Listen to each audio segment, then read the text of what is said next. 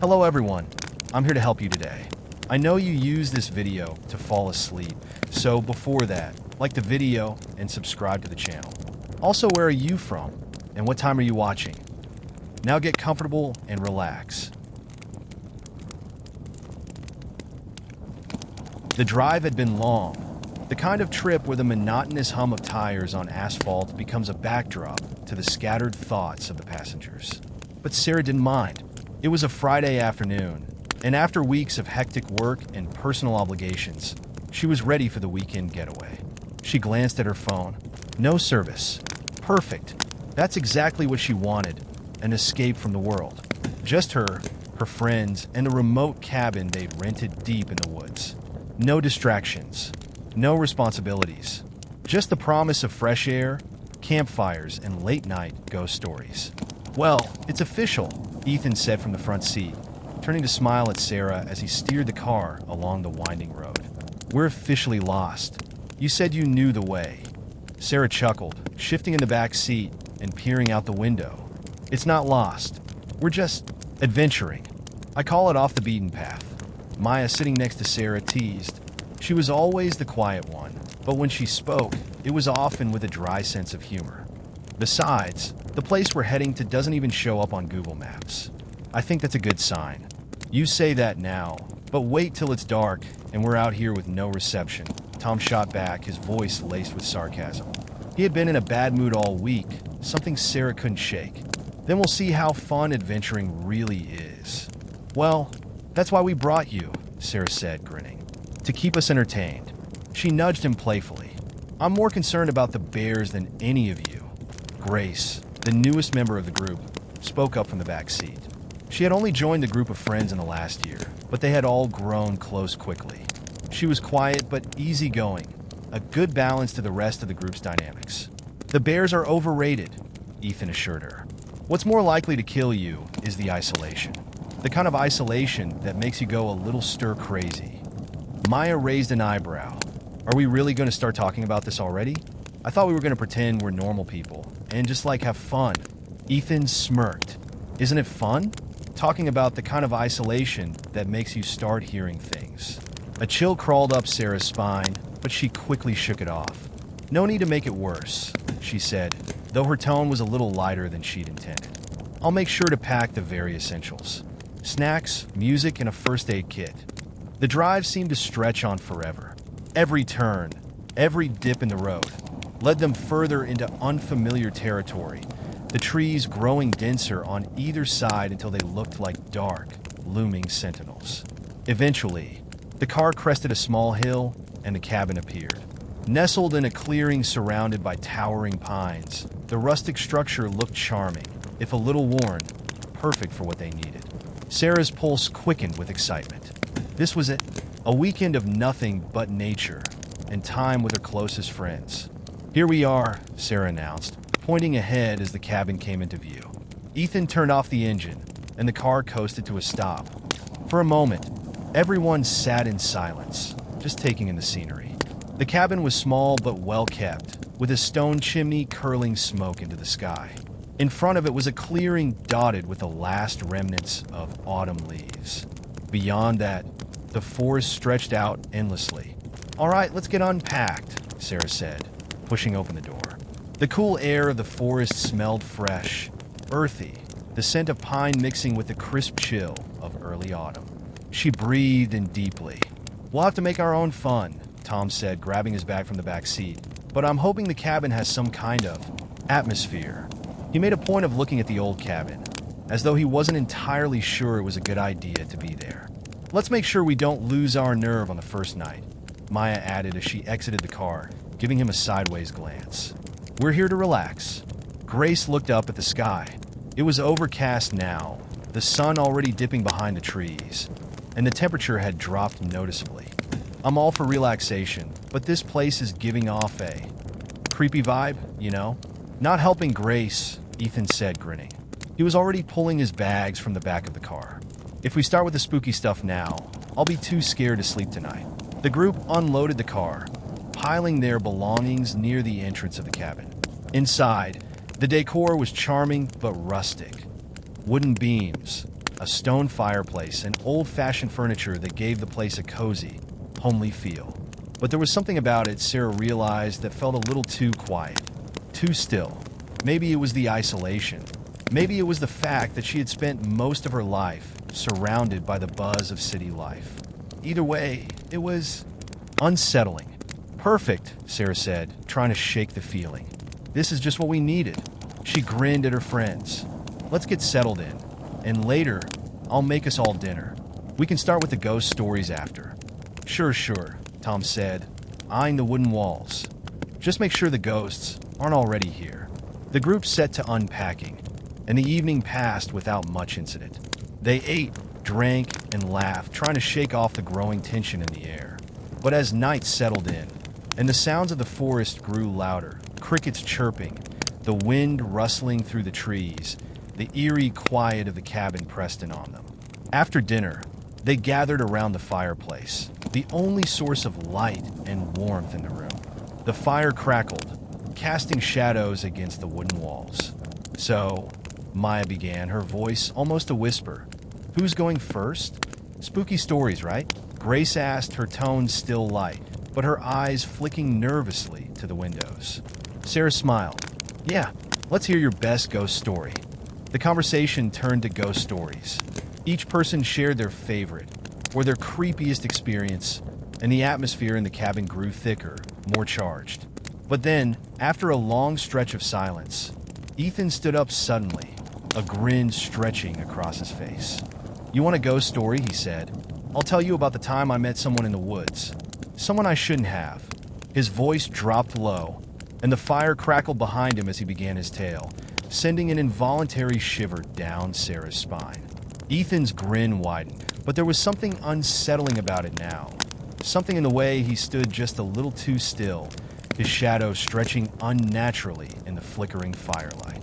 "It was a few years ago, back when I went hiking alone," Ethan started, his voice lowering to an eerie whisper. "I was out there for a weekend, deep in the woods, just me and nature, you know. I'd done it before, but this time was different. I was walking along one of the trails when I heard something moving behind me. At first, I thought it was just an animal, but the sounds were too deliberate, too close." Sarah shifted uncomfortably in her seat, trying to push the feeling of unease out of her mind. The room had grown unnaturally quiet, and the shadows seemed to twist around the edges of the room as Ethan continued. "I stopped to listen. No wind, just complete silence. Then I heard it again, closer this time. Footsteps. Not animal footsteps, but human ones." Grace's face paled as she shifted on the couch, her legs curled under her. "Ethan, are you sure this is a good idea?" He ignored her, eyes gleaming. I kept walking, trying to convince myself it was nothing. But then I heard something I'll never forget. A voice. Low and grating, like a whisper right behind my ear. Maya's eyes widened, and she glanced around the room. "That's creepy, man." Ethan leaned forward, his face now illuminated by the fire's glow, his features casting long, sharp shadows. I turned around, and there was no one. But that voice. He paused for dramatic effect, eyes narrowing. That voice wasn't mine. It wasn't anyone I knew. The temperature in the room seemed to drop a few degrees. The fire crackled, and for a brief moment, there was only the sound of the wind outside, howling through the trees. Sarah felt the hairs on the back of her neck rise. This wasn't like Ethan at all. He was always the joker, the one who laughed off everything. But tonight, his tone was different. He wasn't laughing. "I ran," Ethan continued, his voice a little too steady, his eyes glinting with something almost unnatural. "Ran like I've never run before. But I swear, I saw someone following me, just a figure in the trees. It wasn't a person I recognized, but it looked like me, or at least it walked like me." Sarah swallowed hard, her breath catching in her throat. It was just a story, she told herself, but something in Ethan's eyes told her that it wasn't. Something in the back of her mind told her that, somehow, this wasn't just a ghost story.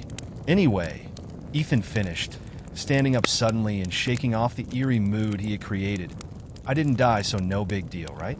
I guess you could say I got out of there before things got too weird." "Jesus, Ethan," Tom muttered, rubbing his hands over his face. "You're not helping." But Ethan was already grinning again, walking to the kitchen to grab another beer.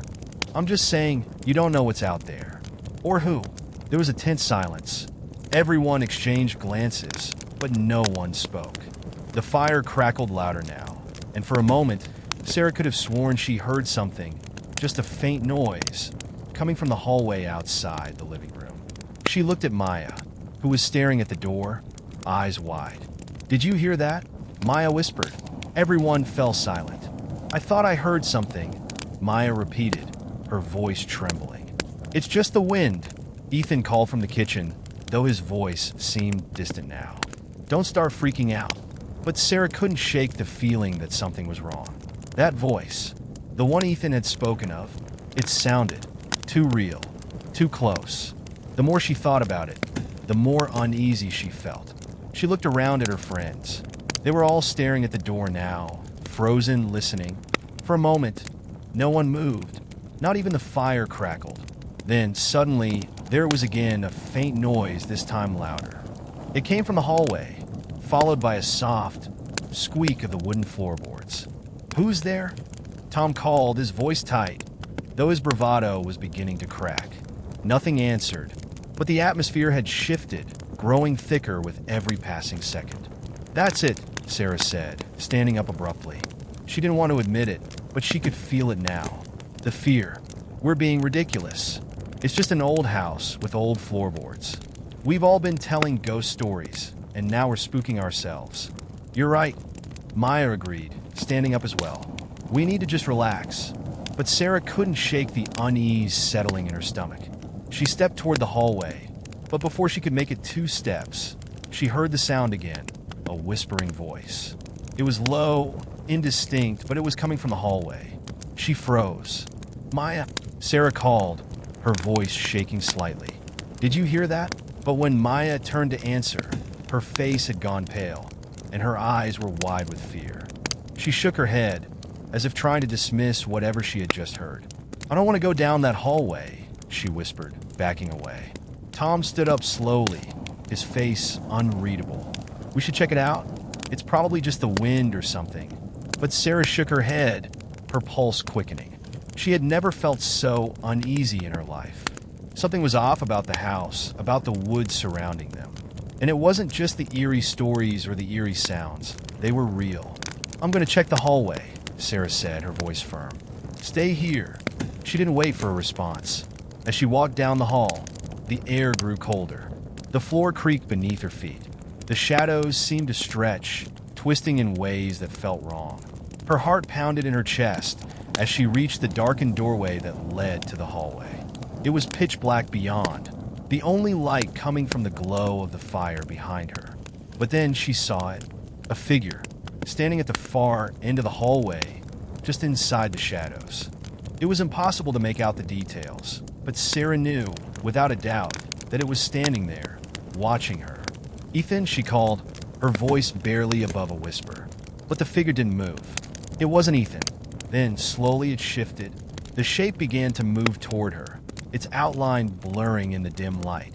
But she could still feel its presence. And just before she could scream, the figure stopped.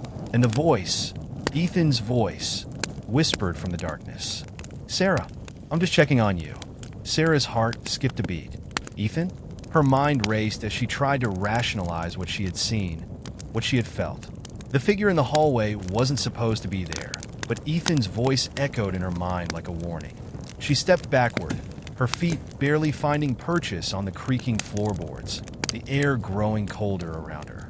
The figure hadn't moved, but she couldn't shake the feeling that it was waiting for her to make a move.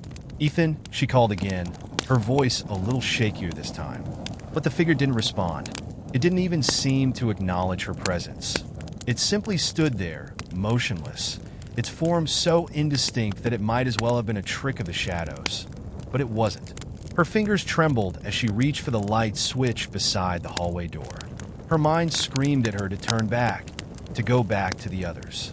But her feet seemed glued to the spot, her gaze fixed on the shadowy figure that wasn't quite right.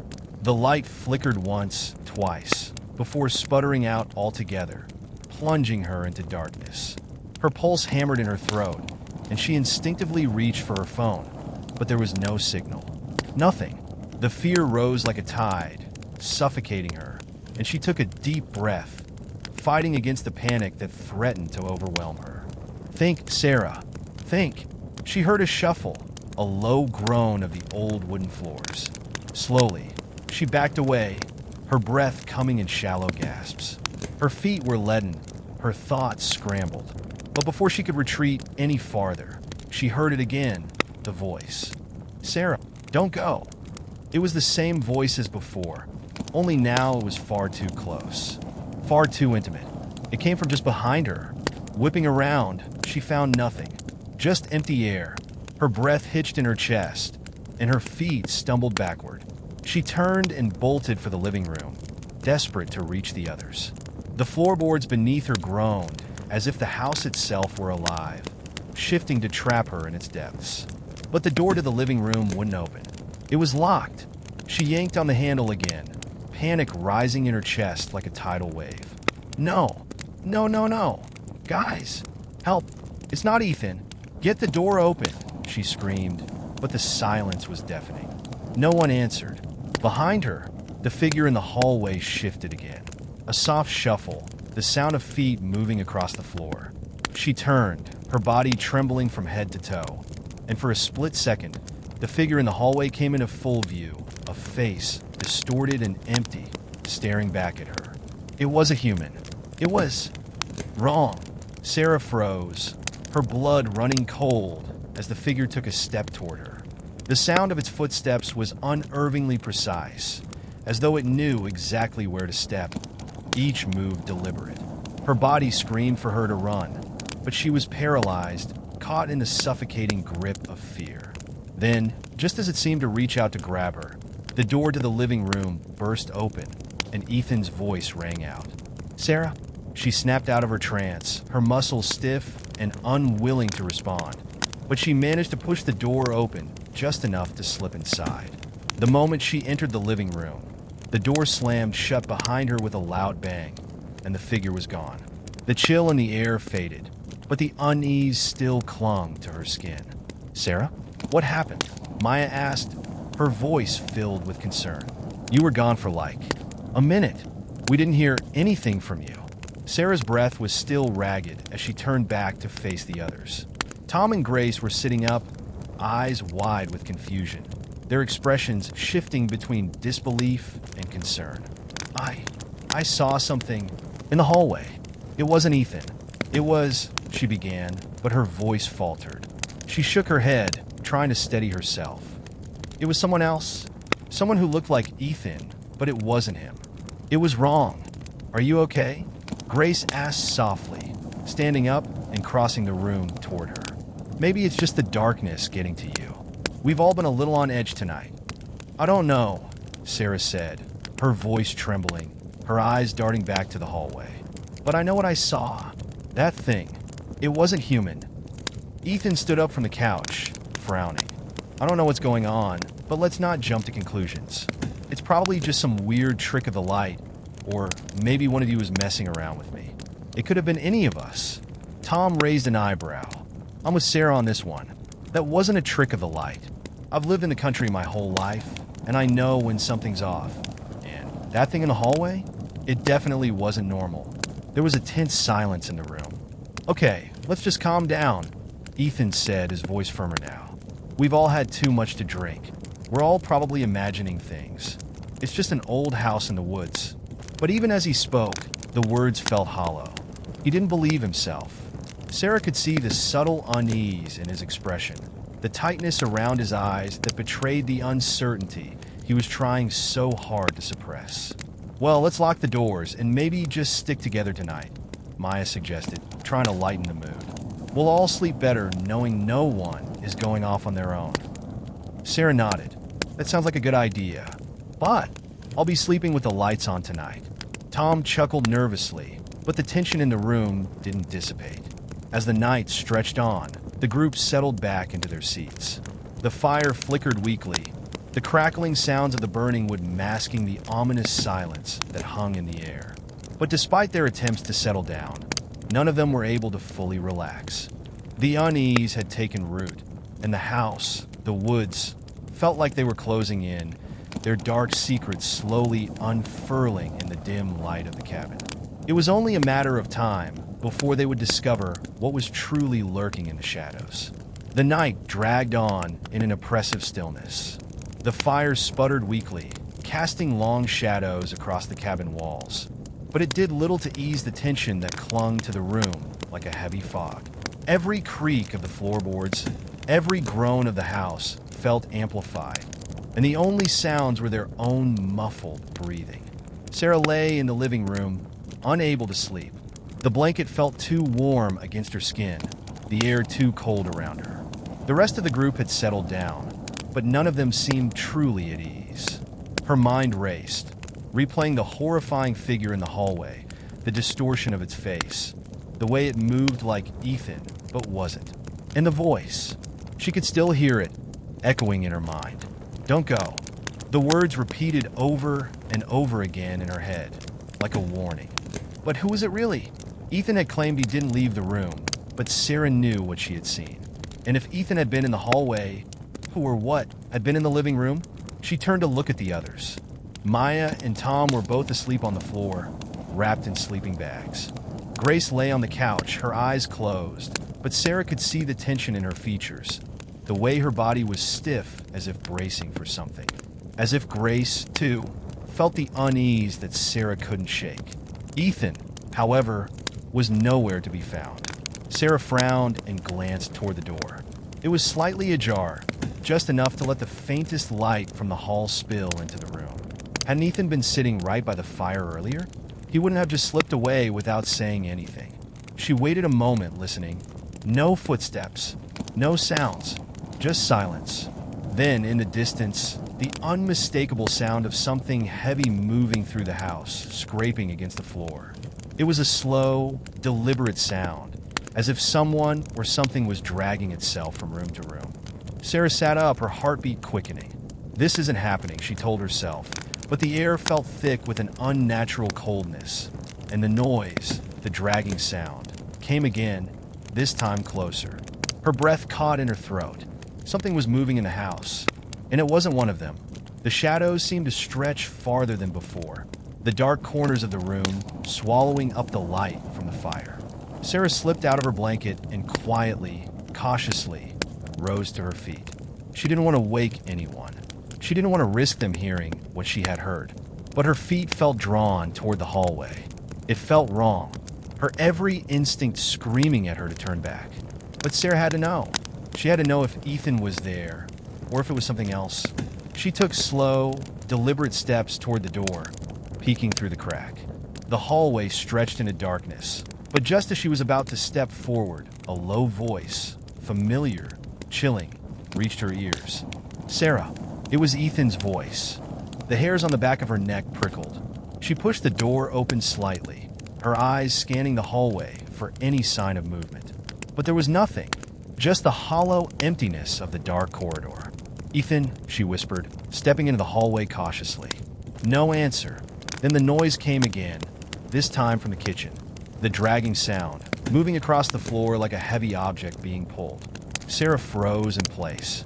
She felt her pulse race, a knot of dread tightening in her stomach. She wasn't imagining this. It was real. Another step. She crept down the hallway, her breath shallow, her eyes darting to every shadow, every corner. The old house seemed to be alive around her, its creaks, its groans, all amplified by the silence of the night. As she passed the doorway leading into the kitchen, her eyes flicked to the dark shape sitting in the corner of the room. It was there, a figure, tall, hunched over, sitting by the kitchen counter, its back to her. She couldn't see its face, but she could tell something was wrong. Too still, too quiet. "Ethan," she whispered again, her voice barely audible. The figure didn't move. A small, terrified part of her wanted to run back into the living room, to wake the others, but something kept her rooted to the spot. She needed to know what was going on. She needed to see who, or what, was in the house with her. Slowly, she took a step forward, the floor creaking underfoot. And then, just as she was about to call out again, the figure shifted. It twisted in an unnatural way, its head jerking around toward her. The movement was wrong, too fast, too erratic. Sarah gasped and took a step back, her heart thundering in her chest. The thing in the kitchen tilted its head at an unnatural angle. Its face, if it could be called that, was a blur, like a shadow wrapped around the contours of human features. It was a face that shouldn't exist. "Sarah," the voice came again, the words stretching out, hollow and haunting, and Ethan's voice was no longer Ethan's. It was something else, twisted, mocking. Her legs went weak beneath her, and she almost stumbled back toward the living room. But before she could turn to run, the figure spoke again, its voice rasping like dry leaves. "You are not supposed to be here." A surge of panic shot through her, and Sarah turned to flee. But her feet felt sluggish, like they were trapped in mud. She couldn't move fast enough. The darkness of the hallway stretched around her, pulling her in, suffocating her. And then, as if a veil had lifted, the figure lunged toward her, its fingers outstretched in a terrible, unnatural motion. Her scream caught in her throat as a force seemed to grip her, and she was thrown back against the wall, hitting it hard. She gasped for breath, blinking rapidly, trying to clear the haze from her vision. When she opened her eyes again, the figure was gone. The kitchen was empty. Her heart pounded in her chest as she tried to make sense of what had just happened. The house was too quiet now, too still. Had she imagined it? Had she been dreaming? No, I wasn't dreaming. Her mind reeled as she struggled to stand. She had to get back to the others. She had to warn them. With trembling hands, she reached for her phone, her fingers brushing against the cold screen. No signal. Again, frustration bubbled up inside her, and she clutched the phone tighter, staring down at the empty screen. "I'm not imagining this," she whispered to herself. But the fear was there. The feeling was real. And whatever it was that had been lurking in the shadows, it wasn't done with her yet. The house seemed colder now. The warmth from the fire was barely noticeable, the cabin feeling more like a tomb than a place of refuge. Sarah's pulse still hammered in her ears, her breath shallow and uneven as she made her way back to the living room. Each creak of the floorboards sounded like a warning, and she couldn't shake the feeling that someone or something was watching her every move. She reached the doorway and stopped. The others were still asleep, undisturbed, blissfully unaware of the terror that was creeping through the house. Sarah hesitated. Her heart was still racing, the remnants of fear coursing through her veins. She wanted to wake them, to tell them what had happened in the kitchen, but a part of her was terrified that they wouldn't believe her, that they would think she was imagining things, that it was all just a result of too much drink and too little sleep. But Sarah couldn't shake the sense that whatever was in the house wasn't going to wait much longer. The air felt thick, heavy with dread. She couldn't stay here. She needed to leave, to get out of this house, away from whatever was haunting them. But her feet were rooted to the floor, the fear like a weight on her chest. She glanced back at the others. Maya was stirring slightly in her sleeping bag, but still asleep. Tom and Grace didn't move. Ethan was nowhere to be seen. Where did he go? Her stomach dropped. The thought that Ethan had left without saying anything, without even a word of reassurance, left a sour taste in her mouth. Where had he gone? And why hadn't anyone noticed? As if on cue, a soft shuffle broke the silence, followed by a low groan. The sound came from the hallway again, the dragging sound. Sarah froze, her eyes widening. Her heart rate spiked, and she moved quietly toward the door. It was the same sound as before, slow, deliberate, like something was making its way toward her, toward the living room. No. She reached for the door handle and cracked it open just a sliver, barely enough to peer through the crack. The hallway was empty. For a moment, she felt a sense of relief. But the drag of the sound was getting closer, the unmistakable noise of something being pulled along the floor, slowly, steadily. She stepped into the hallway, her breathing shallow and erratic. She couldn't hear anyone, no footsteps, no voices, just the dragging. It was coming from the direction of the bathroom. Sarah's heart skipped in her chest. She swallowed hard and stepped forward, her feet unsure, every instinct telling her to turn back. But she had to know. She had to see what was going on. Whatever was happening, it wasn't normal. It wasn't something that could be explained away. She made her way toward the bathroom, the darkness of the hallway enveloping her like a suffocating cloak. Every step felt like it took an eternity, and as she approached the bathroom door, the dragging sound came again, closer, louder, more insistent. With a trembling hand, she reached for the door, her fingers brushing against the cold wood. And then it stopped. Silence. She stood there, frozen, listening, waiting for any sound, any movement, but there was nothing. Her breath came in shaky bursts as she held her ground. Please, she begged silently, don't let it be here. But then the door creaked open, just a fraction. A sliver of blackness stared back at her from the other side. Sarah's mind screamed at her to run, to get out of this house, to leave everything behind. But her body was rooted in place, her curiosity, a terrifying force, pushing her forward. She pressed her hand against the door, her fingers trembling, and shoved it open. The bathroom was empty, but the air inside was thick with an unnatural chill, so cold that it felt like it had been frozen in time. And then she saw it, the mirror. It was cracked down the center, jagged lines running through the reflection. But that wasn't what caught her attention. It was the figure standing in the mirror, staring back at her with wide, unblinking eyes. The reflection didn't move. It didn't breathe, but it was there. It was watching her. Sarah's blood ran cold. She stepped back, her heart racing as she tried to make sense of what she was seeing. Was it Ethan? No, it couldn't be. This figure, this reflection was different. Its eyes were hollow, black voids that seemed to absorb the light around them. And then it smiled, a slow, twisted grin that spread across its face, filling the space of the cracked mirror. The smile was wrong, too wide, too unnatural. Sarah could barely breathe as she stumbled backward, her hands clutching her chest as if she could stop the panic rising in her throat. The reflection in the mirror began to move. Slowly, deliberately, it reached out toward her. Her scream caught in her throat as she turned and ran. She didn't know where she was going. She just needed to get away. The fear surged inside her, and her legs felt like jelly as she fled down the hallway, her breath coming in ragged gasps. She ran into the living room, but she wasn't alone.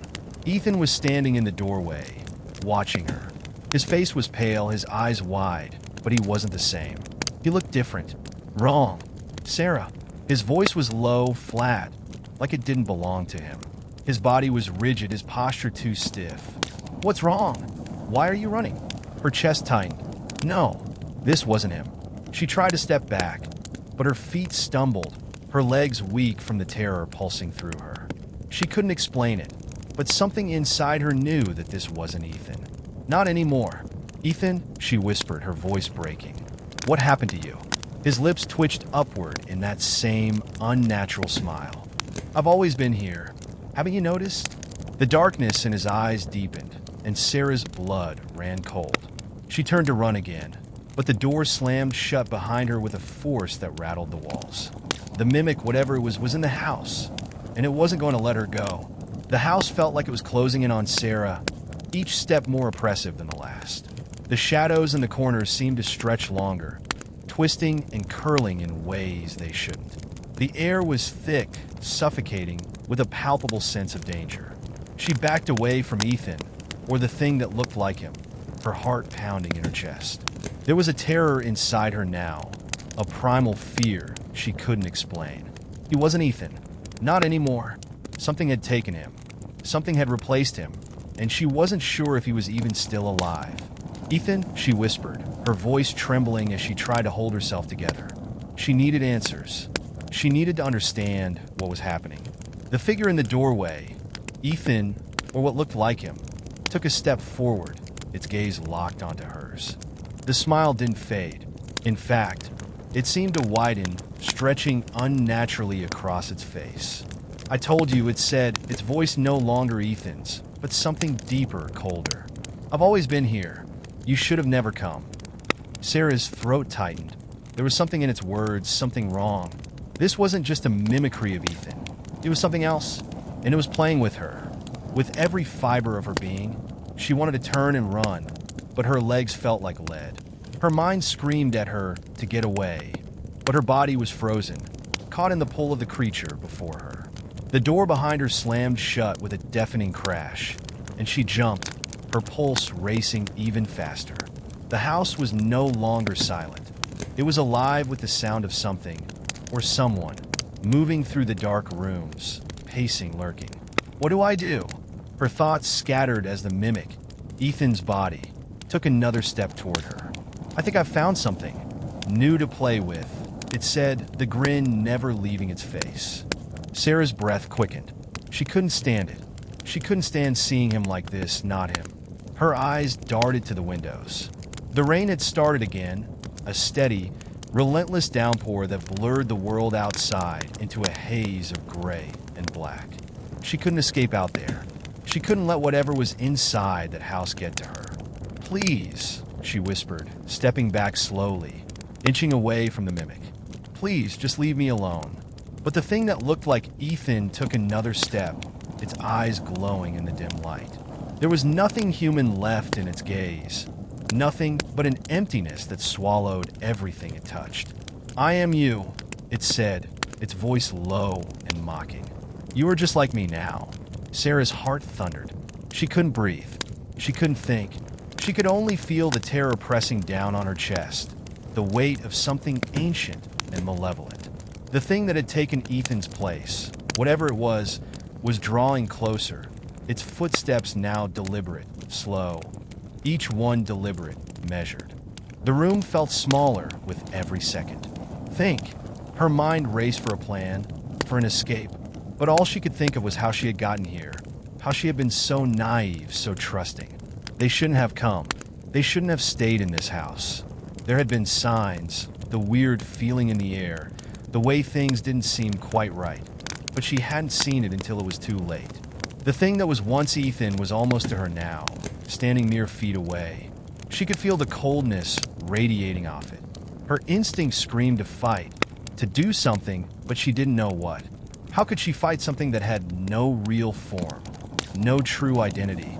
Ethan's voice came again, softer this time, like a whisper. You're just like me, Sarah. It's already too late for you. No! Sarah shook her head violently. She wasn't like it. She wasn't like him. This wasn't her fate. The thing's hand reached out, and her breath caught in her throat. The air around her seemed to thicken as it got closer. Her heart raced, her chest tightening in terror. Every nerve in her body screamed at her to move, to run, but her feet wouldn't obey. Suddenly, a sharp noise echoed from the other side of the house, a loud crash. It was the sound of something heavy falling, like a door slamming open, something breaking. The mimic paused for a moment, its head tilting slightly as if distracted. It didn't take long for Sarah to realize that the crash hadn't come from the front door, no. It had come from the direction of the cellar. The cellar. Her eyes flicked to the darkened hallway, where she knew the stairs led down to the basement. She had heard noises coming from there earlier, but she had pushed it from her mind. And now the cellar had become her only chance. Before she could think it through, Sarah's feet were moving. She didn't know if it was the terror that had propelled her or some deep instinct, but she bolted toward the hallway, running for the stairs that led down into the darkness. She had to get to the cellar. She had to hide. The thing behind her laughed. It wasn't the voice of Ethan, but something darker, more insidious. The footsteps behind her quickened, but Sarah didn't dare look back. She could feel its presence drawing closer, but the stairs were within reach now. She rushed down the wooden steps, the air growing colder with each step. The cellar door creaked open, and she pushed herself through the threshold, slamming it shut behind her.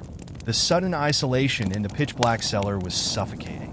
The air was thick, damp, and the faint scent of mold filled her nose. But Sarah didn't have time to think about that. She fumbled for the light switch, her hand trembling as it brushed against the cold stone wall. The dim light flickered on, revealing the dark, empty cellar. The walls were lined with old shelves filled with cans and bottles, but Sarah wasn't looking at any of that. She was looking at the corners of the room, her eyes darting frantically around as if expecting the mimic to appear in the shadows. For a moment, the only sound was her ragged breathing. And then, just as she began to feel a glimmer of safety, she heard it, the unmistakable sound of something scratching against the door, something trying to get in. The mimic was still out there, and it wasn't done with her. The door to the cellar shuddered violently. A low, guttural sound echoed through the thick wood, followed by the unmistakable scrape of something dragging along the surface. Sarah's pulse shot through her veins, her breath shallow as she backed away from the door, her eyes locked on the dark shadows around her. The mimic, whatever it was outside. She strained her ears, listening to the soft, haunting scrape. It was almost as if the thing was trying to feel its way through the door, testing its strength. The air around her seemed to grow colder, the dampness in the cellar thickening with the silence that followed. The dim light flickered again, casting long, distorted shadows across the stone walls. She could hear the creaking of the wood upstairs, the sound of something or someone moving about in the house. The mimic was playing a game with her. She could feel it, the way the house seemed to come alive with the malevolent presence pressing down on her. She couldn't stay here. Not for long. The cellar was a dead end. The only way out was through the same door that the thing was trying to break down. Her heart pounded as her eyes scanned the cellar. There had to be something, anything she could use. Her gaze flicked to the old shelves along the wall, the metal cans and dusty bottles that had sat undisturbed for years. Then she noticed something else. In the far corner, barely visible in the dim light, was an old tool chest, its lid slightly ajar. With her breath caught in her throat, she sprinted toward the chest, her feet barely making a sound on the stone floor. The scraping noise from the door grew louder, more frantic. Whatever it was getting closer. She reached the tool chest and threw it open, her hands trembling. Inside, there were a few old tools, rusted screwdrivers, a hammer, a pair of pliers. She grabbed the hammer, her fingers tightening around the wooden handle. It wasn't much, but it was all she had. The door shook again, a loud thud this time, as if the thing outside had thrown its weight against it. The wood creaked and groaned, and Sarah's heart nearly stopped. It's getting in? She turned to face the room again, the weight of the hammer in her hands suddenly feeling heavy. She could feel her breath coming in panicked bursts, each exhale a sharp, jagged noise that filled the cellar. She couldn't let it in. She wouldn't let it. Her mind raced, trying to think of something, anything. The mimic couldn't get to her if she barricaded herself in, right? But how? There was no other exit. There was no way out of the cellar. Suddenly, the scrape on the door stopped. Sarah froze, her body tense with dread. The silence was suffocating. Her pulse thrummed in her ears, louder than anything around her. She strained her ears for any sound, any sign that the mimic was still there. And then she heard it, a low, unsettling laugh. It echoed from the other side of the door, sending chills down her spine. The laugh was distorted, hollow, like it came from somewhere deep inside the earth. "I'm not leaving, Sarah," it said, its voice impossibly low and warped, like two voices layered on top of each other. "You can't run. You can't hide." Sarah's throat tightened. She knew it wasn't Ethan. Not anymore. The voice wasn't his. It was something worse, something ancient, something she couldn't comprehend. The thing that had taken his place had no mercy, no conscience. It was a parasite, a creature of pure malice, feeding off her fear. Her grip tightened around the hammer. "You don't belong here," she whispered to herself, trying to steady her nerves. "I'm not afraid of you." The laugh grew louder, more sinister. "You think you can stop me?" The voice was sharp now, mocking, twisted. "You're already one of us. The change has already started. You're mine, Sarah." The ground beneath her feet seemed to tremble as the walls of the cellar seemed to pulse with an unnatural energy.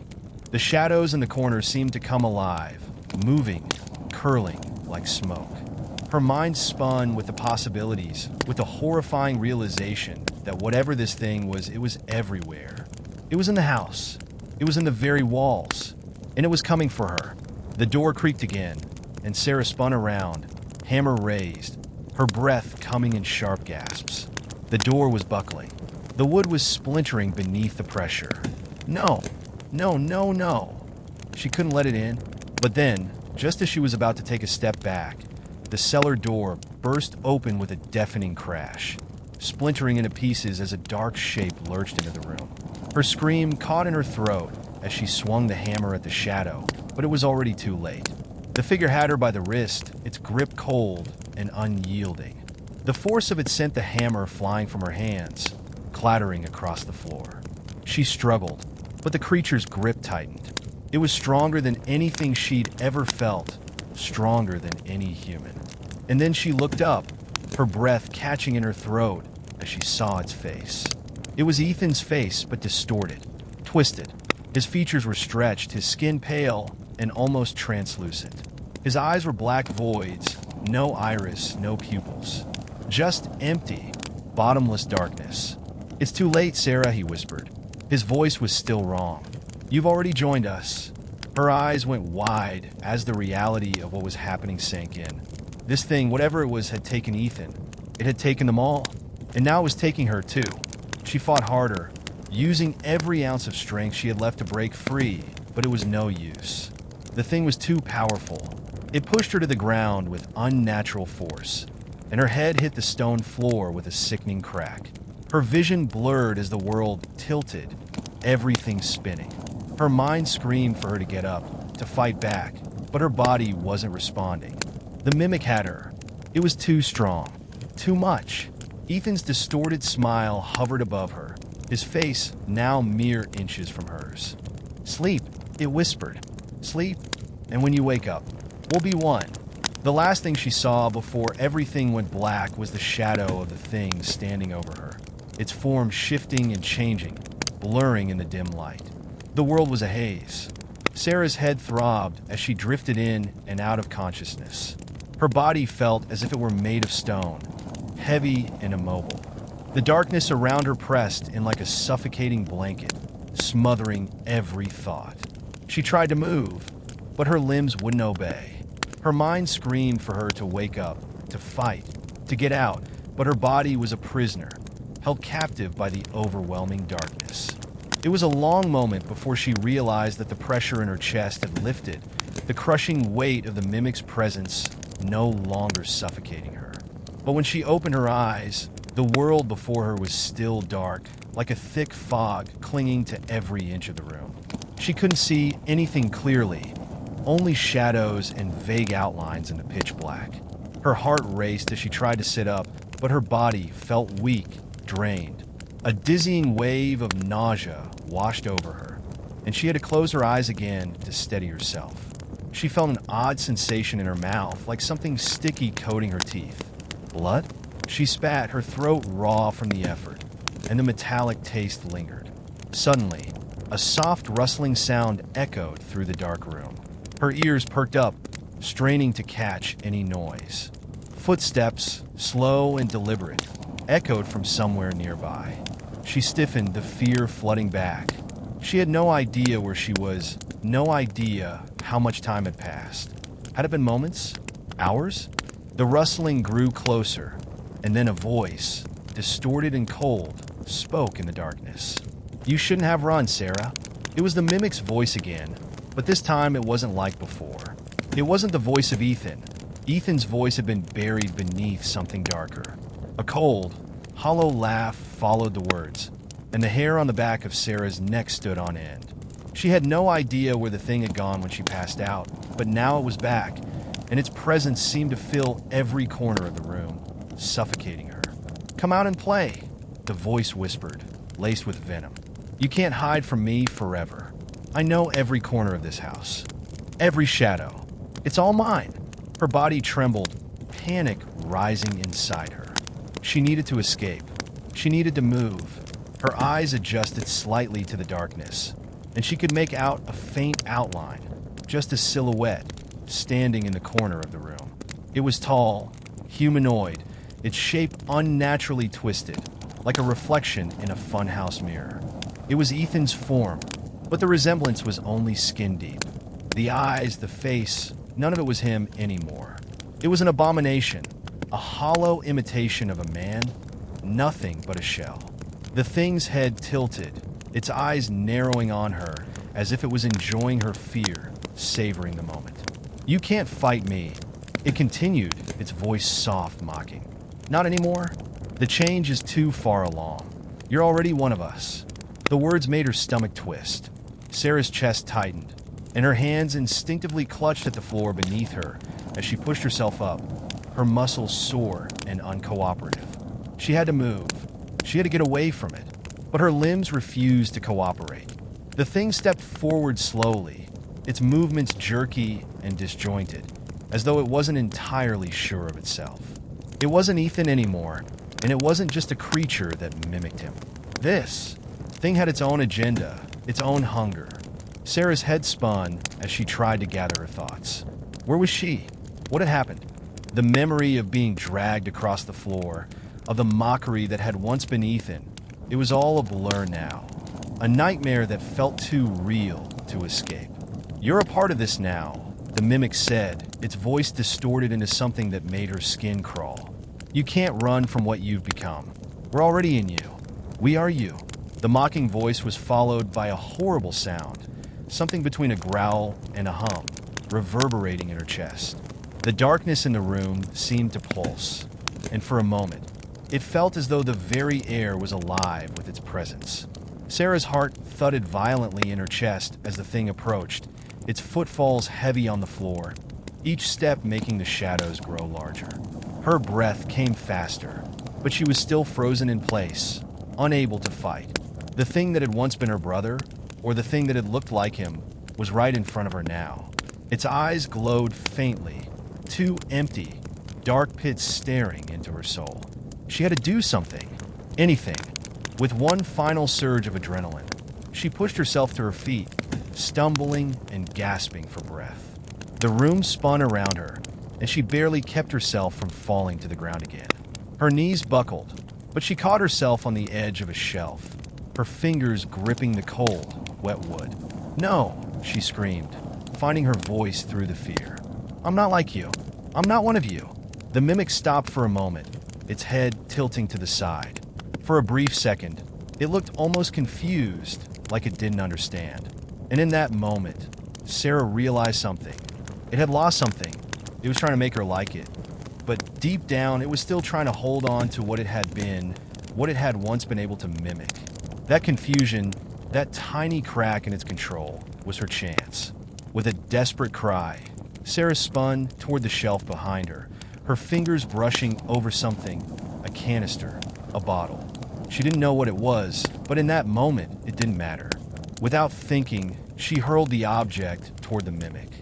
It collided with its chest, shattering with a loud crack, and for a split second, the thing faltered. That small moment of hesitation was all Sarah needed. She pushed herself forward, using the last of her strength to charge toward the stairs that led up to the main floor of the house. She wasn't sure if she could outrun it, but she had to try. She couldn't let it take her. Not like it had taken Ethan. Her legs screamed in protest as she reached the base of the stairs, her body trembling. But she kept moving, each step a battle against the overwhelming fear and exhaustion. Behind her, she heard the mimic's voice again, twisted and distorted. But it was growing faint as she moved further away. It was still there, still coming for her. But for now, she had gained some distance. She reached the top of the stairs, and the house around her seemed to shift, to pulse in response to her movements. The walls, the floor, the very air around her seemed to hum with a presence, an awareness that she was not alone. But she couldn't stop now. She had to keep moving. The house felt alive. Sarah could feel it in the walls as she moved through the narrow hallways, her steps frantic, her breath shallow. The air was thick, heavy with a sense of something watching, waiting. The feeling crawled under her skin like an itch she couldn't scratch, the gnawing terror ever present, pressing in from all sides. She barely registered the objects she passed, rusted pictures on the walls, cracked frames, old furniture shrouded in sheets of dust. She'd spent years in this house, and yet it felt completely unfamiliar now. The rooms no longer felt like a safe haven. Each one seemed to shift around her, walls warping, shadows deepening, as though the house itself was transforming into something monstrous. She needed to find a way out, but the house was sprawling and unwelcoming. Her mind screamed for her to run, but her legs felt like lead the exhaustion pulling her down like an anchor. The brief burst of adrenaline that had carried her up the stairs was fading, leaving her drained, her thoughts hazy. "Keep moving, Sarah." The thought was a whisper in her mind, a command. Suddenly, there was a sound from behind her. It was soft at first, the creaking of wood, the shifting of weight. She froze, her heart leaping into her throat. The sound grew louder, closer. Footsteps. Slow. Measured. Her head whipped around, but the hallway behind her was empty. Just darkness. The shadows stretched longer, mocking her, taunting her with their emptiness. She took a deep, trembling breath and kept moving. She couldn't stop. She couldn't afford to. Not now. The footsteps grew louder again, more deliberate, as though the mimic was stalking her, savoring the hunt. She could feel it now, the presence behind her, like a hand brushing against her neck, a ghostly touch she couldn't escape. She had to keep going, just keep going. Turning sharply into another corridor, she stumbled into what she thought was the living room. The walls were covered in old wallpaper that had long since peeled at the edges, and the furniture was old, covered in sheets like forgotten relics. In the dim light, the room felt cold, empty. But then she saw it, a figure standing in the corner. Her pulse spiked, and she gasped, her eyes locking onto the shape that was barely visible in the shadows.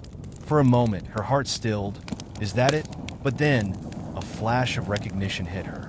It was a woman, a figure draped in a long, tattered dress, her back turned to Sarah. Her hair was a wild tangle of knots, like a halo of despair. She didn't move, didn't turn around. She stood there, silent, as though waiting. Sarah's breath hitched in her chest. Who was that?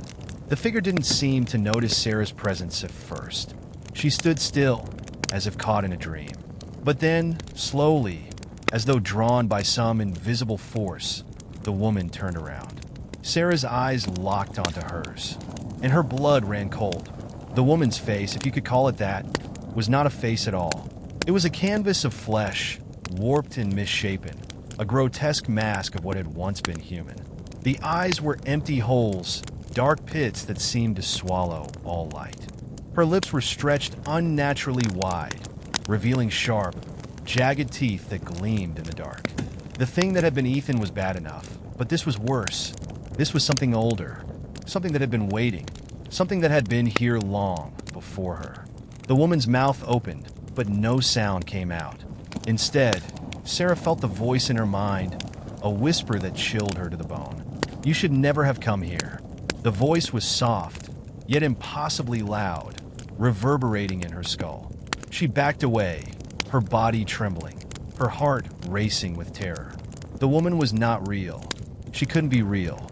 She had to be another twisted illusion conjured by the mimic, a hallucination created to drive her insane. But as she stumbled backward, she heard the creak of footsteps again, this time closer. A flicker of movement from the corner of her eye. The thing, the mimic, it was coming. No, Sarah whispered, her breath ragged as she turned to face the door. She couldn't stay here. Not with that thing in the room. Not with whatever this was. She had to move. She dashed toward the exit, slamming the door open. The hallway outside was suffocating with shadows, but she didn't care. She was running now, her feet pounding against the floor, her heart crashing against her ribs. Her mind raced, trying to formulate a plan. She couldn't keep running forever. She couldn't stay here forever. There had to be an end to this. She had to find a way out. As she turned the corner, something caught her eye. A faint light. It was soft at first, just a glow that shone through the cracks in the walls, but it was enough to draw her attention. Her breath caught in her throat. The light. She remembered the stories her parents had told her when she was a child. The legends. The warnings. They said there was a light deep in the house, hidden away for a reason. It was something that could guide you out if you were worthy.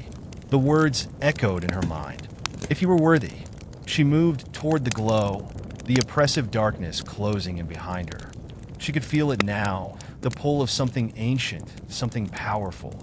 The light. As she drew closer, she realized it wasn't coming from a room, but from the wall itself.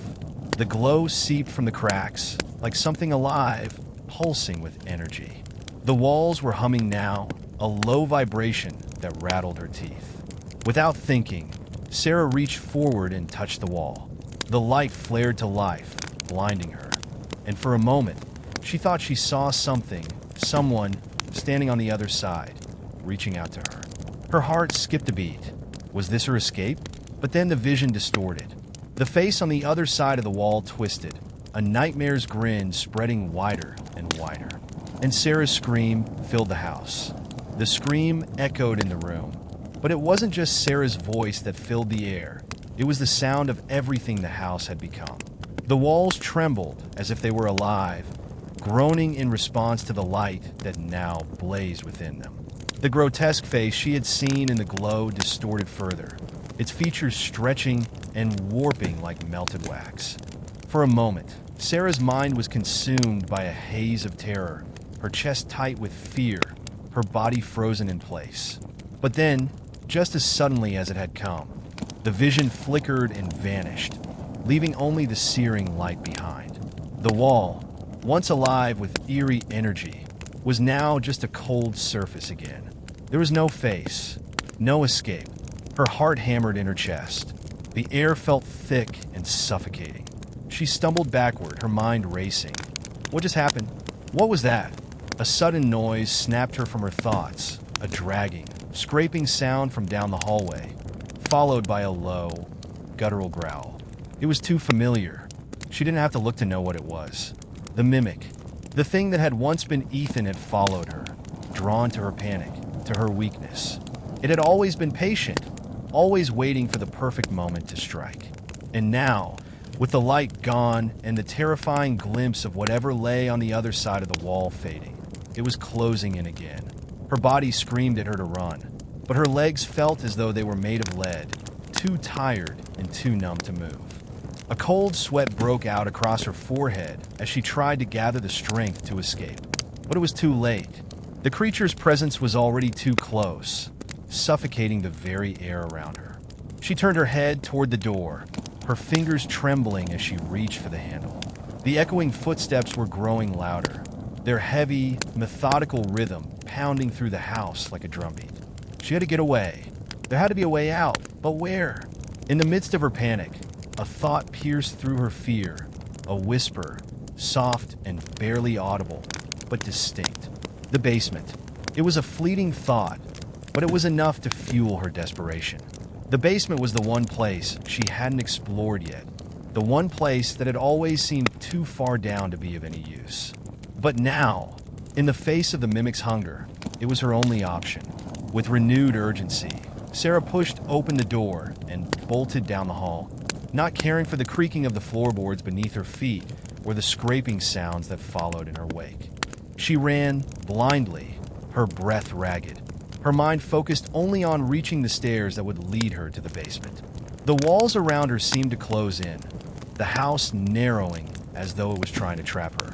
Shadows flickered at the edge of her vision, and she swore she could feel the house shift beneath her feet as though it was alive, its heartbeat echoing in the floorboards. She rounded a corner, eyes frantically searching for the stairs.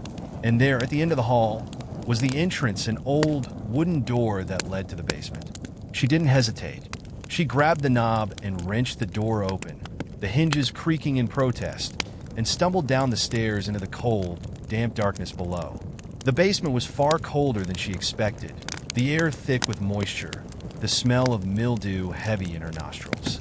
It was a cramped space, with low ceilings and old shelves stacked with forgotten objects covered in dust and cobwebs. But none of that mattered. She slammed the door behind her and locked it, her heart pounding in her chest. For a moment, all was still. She leaned against the door, her breath coming in jagged gasps, her mind reeling from the chaos that had unfolded. Her eyes slowly adjusted to the dim light, and she took in her surroundings, searching for anything that might give her a clue as to what was happening to her. But then, from the far corner of the room, she heard something. A soft scraping noise. A whisper. It was low at first, like a hiss. Then a voice, so faint she could barely make it out. But it was there. Sarah. She froze. The voice. It was coming from the shadows. It wasn't the mimic's voice. It wasn't distorted or hollow like before. It sounded familiar. She turned toward the sound, her eyes narrowing as she strained to see through the darkness. The voice called to her again. "Sarah, it's me, Ethan." Her heart skipped a beat, a painful twist of hope and terror crashing together. No, it couldn't be. Ethan, her brother, had been consumed by the creature, the mimic. The thing that had worn his skin, that had mimicked his voice and movements, had killed him. Hadn't it? She took a hesitant step forward, her breath shallow. "Ethan," she whispered, barely able to speak the name. Her voice cracked, the word heavy with the weight of everything she had lost. The shadows seemed to shift, and then there, in the corner, something moved. The figure that emerged from the darkness was tall and thin, its movements slow and jerky, like a marionette on strings. But it was not the mimic. It was something else. Something familiar. The figure stepped closer, and Sarah's blood ran cold. The face that emerged from the darkness was her brother's. Ethan, or at least, it looked like him. His once familiar features were gone, his eyes hollow and sunken, and his skin was pale, almost translucent. There was a hollow, empty look to him now, like the spark of life had been erased. He reached out to her, his hand trembling. "Sarah," he said again, his voice cracking with desperation. "You have to come with me. It's not too late. We can still escape." Her breath caught in her throat. This wasn't right. This wasn't Ethan. She shook her head, taking a step back. No, you're not him." But the figure didn't stop. It kept coming, its movements erratic, its voice rising in urgency. "Sarah, please, don't leave me." The whisper of the mimic echoed through her mind, cold and mocking. "Don't believe it. It's not him. It never was."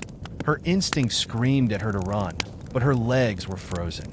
The basement had turned into a cage, the walls narrowing with every passing moment, the shadows closing in around her. And in that moment, Sarah realized the truth.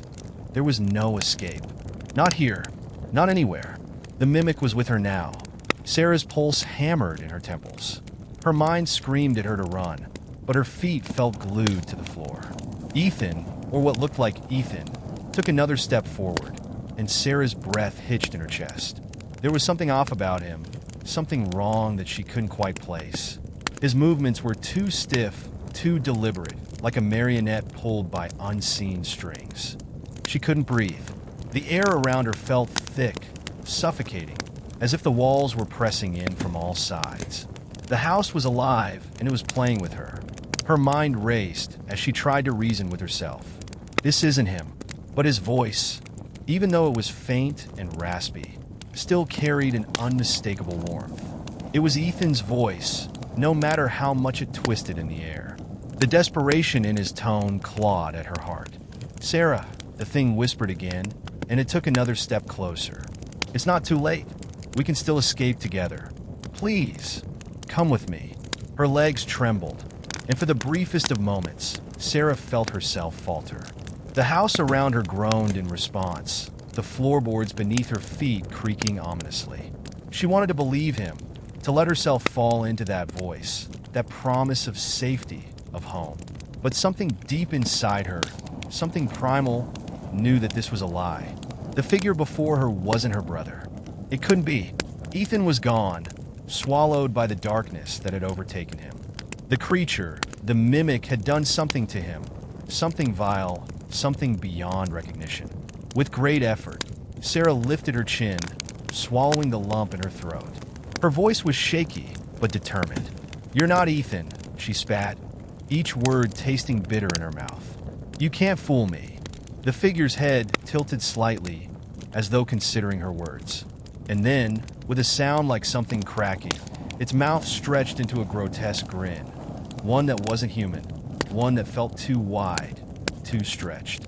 "No," it whispered, its voice slipping into a low, inhuman growl. "Not anymore." The room seemed to darken, the shadows lengthening as if they were alive. The thing before her no longer resembled her brother. It was a twisted mockery of him, its features contorted, becoming more grotesque by the second. The eyes that had once been familiar were now hollow, dark pits, and the mouth, oh the mouth, twisted into something monstrous, jagged and cruel, stretching unnaturally wide. "Come with me, Sarah," it hissed, its voice now thick with malice. "You belong here." Without warning, the figure lunged at her. Sarah's instincts kicked in. She screamed and stumbled backward, her hands scrambling for anything she could use to defend herself.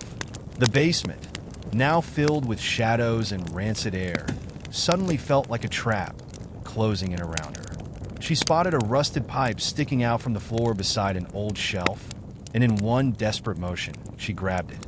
The mimic's laughter filled the room, low and guttural. It was mocking her, delighting in her fear. But Sarah wasn't about to give in. She swung the pipe at the creature with all her strength.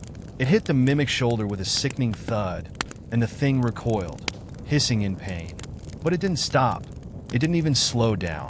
Instead, its movements became faster, more erratic, as if the pain only fueled it. Sarah's hands trembled as she raised the pipe again, ready to strike, but the creature was too quick. It grabbed her by the wrist, its grip like iron, and with one swift motion, it yanked the pipe from her hand, tossing it aside. Her heart raced, her breath ragged as the mimic's face loomed in front of hers, its sharp teeth gleaming in the dim light. The air smelled sour, thick with decay. Its eyes burned with an unnatural hunger. "You can't escape," it growled, the words slithering through the air like poison. "I am your only way out. You can't outrun me." In that moment, everything seemed to collapse around Sarah. The walls closed in tighter, the shadows deeper. She could feel the pressure mounting, the weight of the house pressing on her chest. The mimic was everywhere, and she was trapped. But then, a sudden thought pierced through the fear. The light from earlier. For a brief moment, Sarah remembered the strange glow that had pulsed within the wall. The light that had almost seemed like a way out. Could it still be there? Could it still help her? It was a slim chance, a desperate hope, but it was all she had left.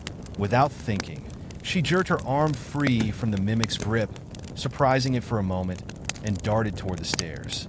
The thing screeched, enraged, but Sarah didn't look back.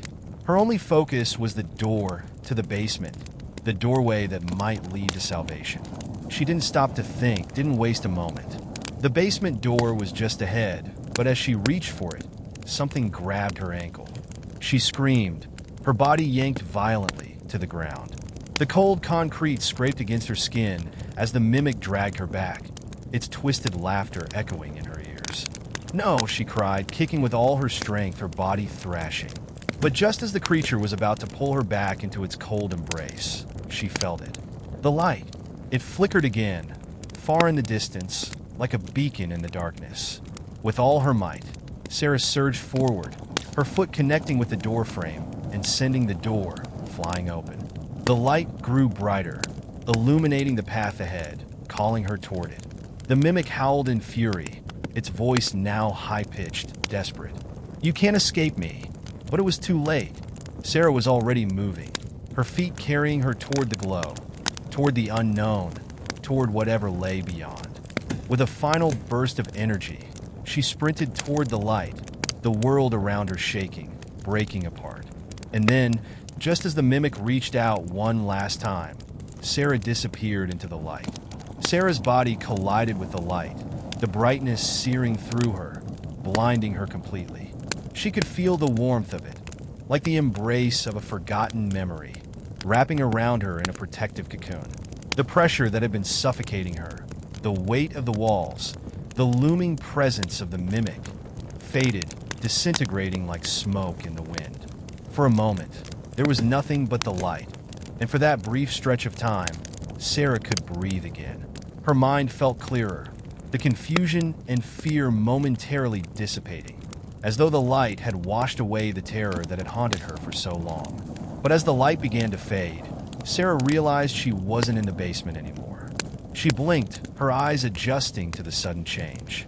She was standing in a wide, empty space, an expanse that seemed to stretch endlessly. The ground beneath her feet was soft, like grass, but it didn't feel real. The sky above her was dark, filled with swirling clouds that pulsed in eerie patterns. and the air felt charged with a strange energy. There was no sign of the mimic, no sign of the house. She was alone. The realization hit her with a wave of vertigo, the emptiness of the space overwhelming. She spun in place, her heart racing again as panic set in. Was she still dreaming? Was she dead? Had the mimic won? But then, a faint sound broke through the silence, a whisper, low and indistinct. Sarah. Her head snapped toward the source of the voice. There, standing at the edge of the endless space, was a figure. At first, it was little more than a shadow against the darkness. But as it drew closer, she could see the outline more clearly, tall, with features that seemed almost familiar. Ethan. Her pulse spiked. Could it be him? Could this be the real Ethan? Or was this another trick? Another mimic? Ethan, she called, her voice trembling. The figure stopped. It was hard to tell how far away it was, but it felt like miles, like a world apart. The shadows that surrounded it seemed to undulate, shifting like waves in the ocean, blurring the figure's outline. For a moment, Sarah was sure she was imagining it. Her mind had to be playing tricks on her. But then the voice came again, clearer this time, though it was tinged with sorrow. Sarah, you have to listen. Ethan's voice. But it wasn't right. There was something wrong about it. Something distant. Something hollow. She started stepping toward him, but her legs felt heavy, as though the very air itself was pulling her back. The figure didn't move. It stood still, its shape barely discernible against the abyss that stretched beyond it. Sarah, please. The voice whispered, now almost desperate. Sarah stopped. She felt the pull of something, a presence within the figure, something both familiar and terrifying. Her brother's voice was a memory, but this was not him. She could feel it in her gut, in the very marrow of her bones. This thing, this shape, was not her brother. It's the mimic. The thought hit her like a freight train, and she recoiled. She couldn't trust it. She couldn't trust anything. The house had warped her sense of reality, made her question the very fabric of what was real and what was not. Everything she had seen, everything she had heard, it had been twisted by that thing. But then the figure spoke again, and Sarah felt something deep within her crack. The words were different this time, a soft plea filled with pain. Please, Sarah, help me. The voice wavered, and something inside Sarah snapped. She staggered back, clutching her head, overwhelmed by the sudden flood of emotion. It wasn't her brother's voice anymore. It was something else entirely. A distortion, a hollow plea that made her stomach churn. It was no longer just the mimic. It was everything the mimic had taken from her. With a guttural cry, Sarah spun on her heels and fled, her mind a storm of chaos and fear. The ground beneath her felt unstable, shifting as she ran, the shadows clawing at her like tendrils reaching for her ankles. She couldn't breathe, couldn't see where she was going, but she couldn't stop. Her feet carried her, despite the weight in her chest, despite the voice that called to her from the darkness. She ran for what felt like hours, her breath ragged, her muscles screaming in protest. The space around her seemed endless, a void where no escape existed. No matter how fast she ran, the shadows closed in tighter. Sarah. The voice continued to call, a low, insistent whisper that clawed at her thoughts, urging her to stop, to listen. She could feel the darkness swallowing her. She could feel its hunger. And then, just as her strength began to fade, a light appeared before her. It was soft, pulsing gently, like a heartbeat, radiating warmth. A promise. It wasn't the light from the house. This light was different, calmer, softer, more alive. She reached out toward it instinctively, the exhaustion pulling at her limbs. For a second, she hesitated. Was another trap? But the whispering, the presence of the mimic, was too close now. The darkness was swallowing her. There was no choice. With one last burst of strength, Sarah lunged for the light. As soon as her fingers brushed the glowing sphere, the darkness recoiled. The pull that had gripped her disappeared, and for a moment, she felt weightless, like she was floating, untethered, as if the light itself was carrying her away from the nightmare. But as the light expanded, Sarah was blinded once more, the sensation of falling overwhelming her. The light consumed her. Sarah felt it wrap around her like an embrace, soothing, warm, and yet so utterly alien. Her entire body tensed, the familiar weight of the world replaced by a strange, unmoored feeling. For a moment, it was like she was suspended in time, like she had ceased to exist in a way she knew. Then, suddenly, her feet found solid ground once again. She stumbled forward, catching herself with a sharp gasp, her head spinning. The world around her slowly came into focus, a world that didn't seem quite right. The air was crisp, but it carried an unnatural stillness. The ground beneath her was soft like grass, but it wasn't grass. It was too perfect, too immaculate. The trees stood still, their leaves flickering in the pale light that cast an almost ethereal glow across the landscape. Sarah blinked, trying to make sense of where she was. There was no sign of the endless void, no sign of the mimic or the basement. The light that had enveloped her had disappeared, but its remnants lingered like a haze in the air, a comforting presence that seemed to protect her. She took a hesitant step forward, her surroundings feeling both foreign and familiar. This place, it didn't look like a dream, but it didn't look like reality either. It was as though she had entered a world that existed somewhere in between. A low hum, like the sound of an unseen wind, echoed around her, carrying with it a sense of ancient power. The trees, though still, seemed to watch her, their trunks smooth and white, like alabaster, their branches stretching upward in unnatural symmetry. Everything here felt controlled, as if it had been designed. She wasn't alone. From behind one of the trees, a figure stepped forward, slowly, deliberately. Sarah's breath caught in her throat. This was not the mimic. The figure before her was tall, draped in flowing robes that shimmered with faint golden light, and its face was obscured by a hood. Despite the hood's shadow, Sarah could sense its gaze, piercing, knowing, full of an intelligence that seemed far older than anything she had ever encountered. It stepped closer, its movements almost gliding. Sarah backed up instinctively, her heart racing once more. Her fingers flexed, seeking some weapon, but there was nothing. She was completely unarmed, alone in this bizarre world with only this figure to face. "You're not real," she whispered, voice shaking. "What is this place?" The figure's mouth didn't move, but the voice that echoed in her mind was clear, deep, resonant, and filled with an unsettling calm. "I am the guardian of the threshold," the voice said, its words reverberating through Sarah's very bones. "And this is the place between worlds, the crossing point where the living and the dead, the lost and the found, are drawn together. You have crossed beyond, Sarah. You are no longer in your world, but you are not yet in mine." Her pulse quickened. This was beyond anything she had ever imagined. A place between worlds? What did that even mean? Had she died? Was she stuck? The figure, the guardian, took another step toward her. "The one who pursues you is not of this place, Sarah. It is not bound to the rules you know." Her breath caught. The mimic. It had followed her here. It had found its way into this strange dimension between realities.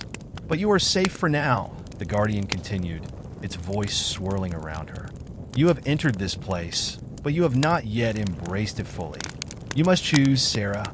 The decision is yours." "Choose what?" she demanded, her voice barely a whisper. Fear gnawed at her. What could she possibly choose in a place like this? The guardian raised a hand, and the ground beneath Sarah seemed to ripple, like water disturbed by an unseen force.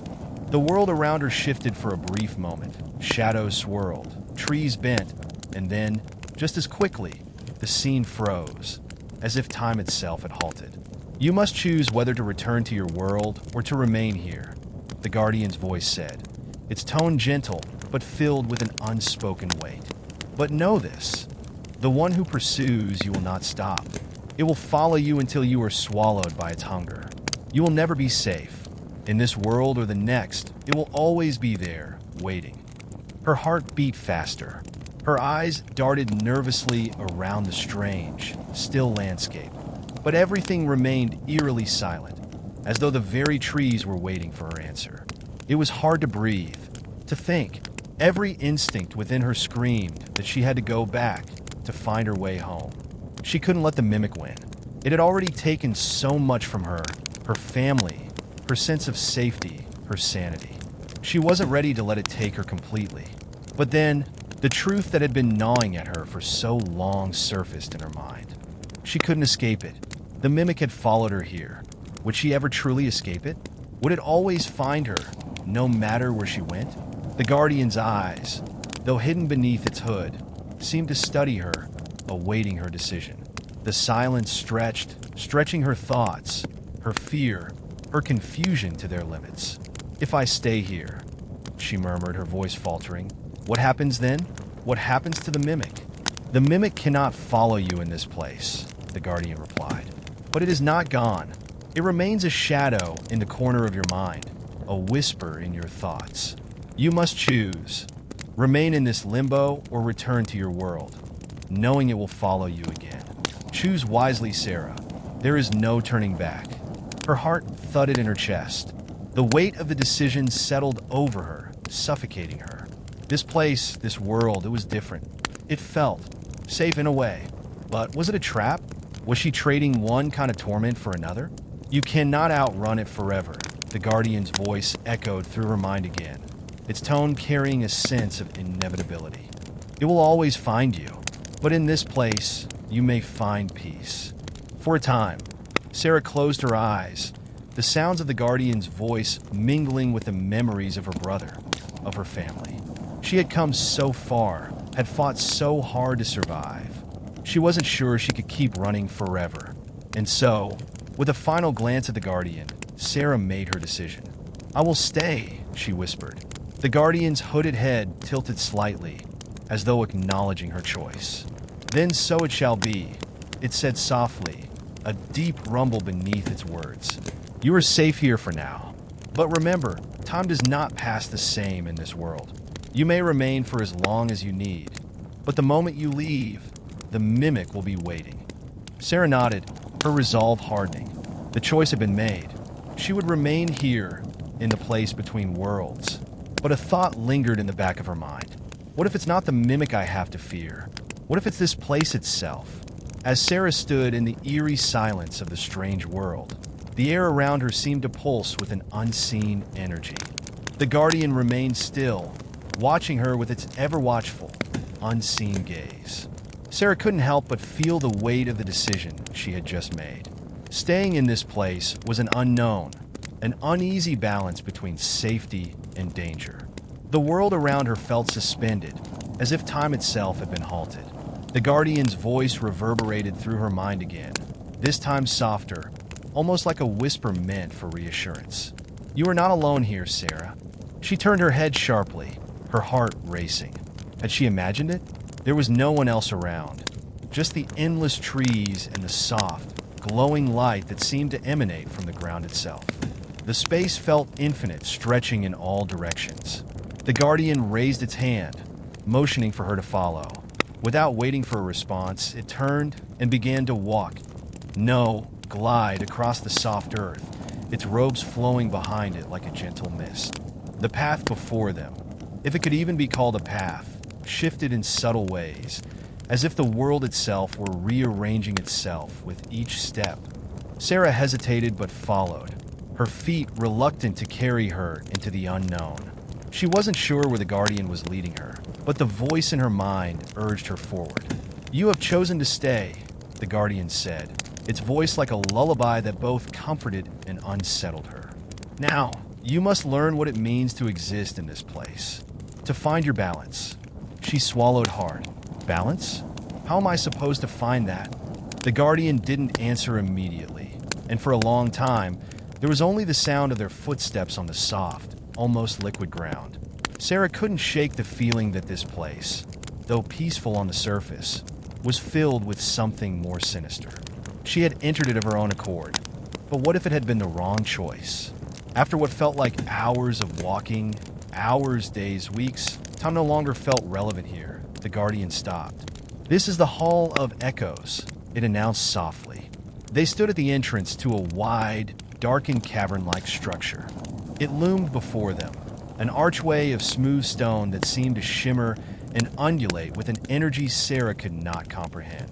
The light from their surroundings dimmed slightly as they approached, as if the cavern were drawing it in, absorbing it. The Guardian stepped through the archway without hesitation, and Sarah followed, feeling the sudden change in the air as they passed the threshold. The cavern was dark and cold, the air dense with an unspoken presence. Strange symbols lined the walls, glowing faintly, shifting and twisting as though they were alive. "What is this place?" Sarah whispered, her voice trembling. She didn't want to disturb the stillness, but the urge to ask was overwhelming. The Guardian tilted its head, as if considering her question carefully. "This is where all who pass through the threshold must come. It is a place of reflection, of memory. Your past, your future, and everything in between." Sarah's stomach churned. She felt uneasy, exposed, as if the cavern itself were prying into the very depths of her soul. But there was no turning back now. She had chosen to remain in this strange, unknown world. And now, she had to face whatever it was that lay ahead. As they walked deeper into the cavern, the air grew colder, and the whisper of her name reached her ears once more. "Sarah." Her heart stuttered. Was it the mimic? The voice, so familiar, sounded like Ethan's, but warped, distorted. It echoed through the cavern, bouncing off the walls, filling the space. "Ethan," she called, her voice cracking. "Sarah, please." The voice was soft, pleading. It sounded so real, so genuine. But Sarah knew better. Her heart raced, and she clutched her chest as the ground beneath her feet seemed to shift and writhe, as if the cavern itself were alive. "You must be careful," the Guardian warned, its voice heavy with meaning. "The Hall of Echoes will show you your greatest fears, your deepest regrets, and it will try to pull you in to make you believe in the illusion it presents." Sarah turned to the Guardian, fear flooding her veins. "I don't understand. How can I trust anything here?" "Trust yourself," the Guardian replied. "You know the truth, and the truth is stronger than the illusion." But even as the Guardian spoke, the voice called out to her again, growing louder, more insistent. "Sarah, please, I need you." Her knees went weak. The voice, it sounded like Ethan. Desperation flooded her thoughts. Could it be him? Was this the last chance to save him from the mimic's grasp? Or was this part of the Hall's trickery? "Stay with me, Sarah," the voice pleaded again. She took a step forward, but the Guardian blocked her path, its form suddenly towering over her. The cavern seemed to pulse with an unnatural force as it spoke again, this time with a commanding tone. "The mimic cannot be trusted. The voice you hear is not Ethan. It is the creature that feeds on your grief, your guilt." Sarah froze. The truth of the Guardian's words pierced through her, but the pain of hearing Ethan's voice, so raw and real, was unbearable. "No," she whispered, her voice trembling. "I can't let go. I can't leave him." "You must," the Guardian insisted. "Let go, Sarah. Release the illusion and face the truth. Only then will you be free." She felt the ground beneath her feet tremble as the voice of the mimic grew louder, more desperate. "Sarah, don't listen to it," the Guardian commanded. The words cut through the fog in Sarah's mind, and she stumbled back, shaking her head. It was not Ethan. It was never him. With a final, heart-wrenching scream, she forced herself to turn away from the call. Her pulse hammered in her ears as she faced the Guardian, the sound of her breath filling the cavern. The voice of the mimic still echoed in the back of her mind, but it was fading, its hold on her broken. "Good, Sarah," the Guardian said softly, its tone filled with approval. "You are learning to see past the illusions." As Sarah stood there, breathing heavily, she realized just how much of her past had been a lie. The mimic had preyed on her grief, her fears, and her loneliness. But she could no longer let it control her. There was still so much to face. But for the first time, Sarah felt the smallest flicker of hope. The cavern was quiet now, the echoes of the mimic's voice fading into the distance. The air, thick with the oppressive weight of memories, felt just a little bit lighter. Sarah's breath still came in shaky gasps, but she felt more in control now, more like herself. The Guardian, standing silently beside her, seemed to sense the shift. "You are stronger than you realize," it said, its voice soft yet powerful. Sarah nodded slowly, still trembling from the encounter. She had faced the mimic's voice, faced her deepest fear, and survived. But she knew this was far from over. The mimic had not given up, and neither had the strange world she now found herself trapped in. "What happens now?" she asked, her voice hoarse. The Guardian remained silent for a moment, its head tilting slightly. "Now, you must learn to navigate this world. The Hall of Echoes will not be the only place that tests you. This realm is a reflection of the memories, the fears, and the desires of those who enter it. It holds power over your mind, but it is also a prison for those who cannot break free from their own illusions." Sarah swallowed, trying to steady herself. "So, if I stay here too long, I could lose myself." "That is the risk," the Guardian replied. "But it is a risk you must take. You cannot remain here forever without facing the truth of your own being. Only by confronting the lies you've believed will you have a chance to escape the mimic's grasp, and perhaps even find peace." Sarah's gaze wandered around the cavern, the strange symbols on the walls shifting and flickering as if alive. The Guardian's words weighed heavily on her, but she could feel something else stirring inside her. Something she had not felt for what felt like ages. The ability to make a choice. It was a foreign concept. For so long, her decisions had been dictated by the chase, by survival, by the mimic's relentless pursuit. Every waking moment had been a battle for escape. But now, in this strange place, Sarah had a moment of stillness, a brief respite from the constant fear and chaos. But the mimic had followed her here. She could not ignore that fact. "How do I escape?" she asked, her voice urgent now. "I don't want to stay here. I want to go home." The Guardian's shadow seemed to deepen for a moment, its form more imposing as it took a step forward. "Escape is not simple," it said, its voice tinged with sadness. "Once you cross the threshold, there is no clear path back. But there is always a way forward. You must face the challenges here, understand the truths about yourself, and learn the language of this realm. Only then will you find the exit." Sarah's heart sank. "I don't understand. What do you mean, the language of this realm?" The Guardian raised its arm, and with a single gesture, the walls of the cavern began to shift once more. The symbols along the walls flickered, reorganizing themselves into a shape, a map, perhaps, but one that seemed far too fluid, constantly changing and twisting before her eyes. It was as though the world itself was rearranging, constantly in flux. "The realm speaks to those who listen," the Guardian explained, its voice barely a whisper now. "And those who listen may find the way. But only those who can shed their illusions, who can see through the veil of their own minds, will hear the truth. The map is not one of physical space, but of your own consciousness. If you can read it, you will know how to move forward." Sarah frowned, trying to process the Guardian's cryptic words. She didn't feel equipped to navigate this strange, ethereal realm. The map before her shifted again, its patterns almost hypnotic, drawing her in with an eerie allure. "I can't," she said, feeling a sense of helplessness creeping back. "I don't know how to." "You do," the Guardian interrupted, its voice firm. "You have already begun the journey. Each step, each choice you make, takes you closer to understanding.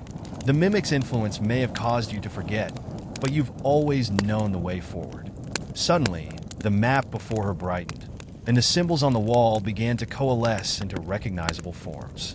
Images of her past, her family, her home, her life before the mimic's terror had destroyed it all, flashed before her eyes.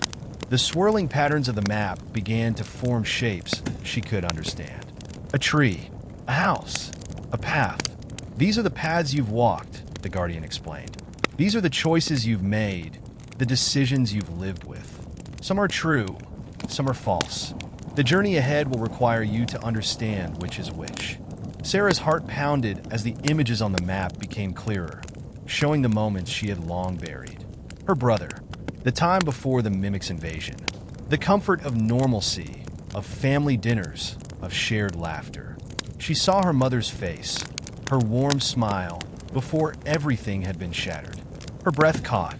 There it was, the truth she had long tried to escape. She had been running from the fear of loss, from the anguish of watching her family slip away. But the mimic had fed on that fear, manipulated it. The guardian's voice was soft. "You must face these memories, Sarah.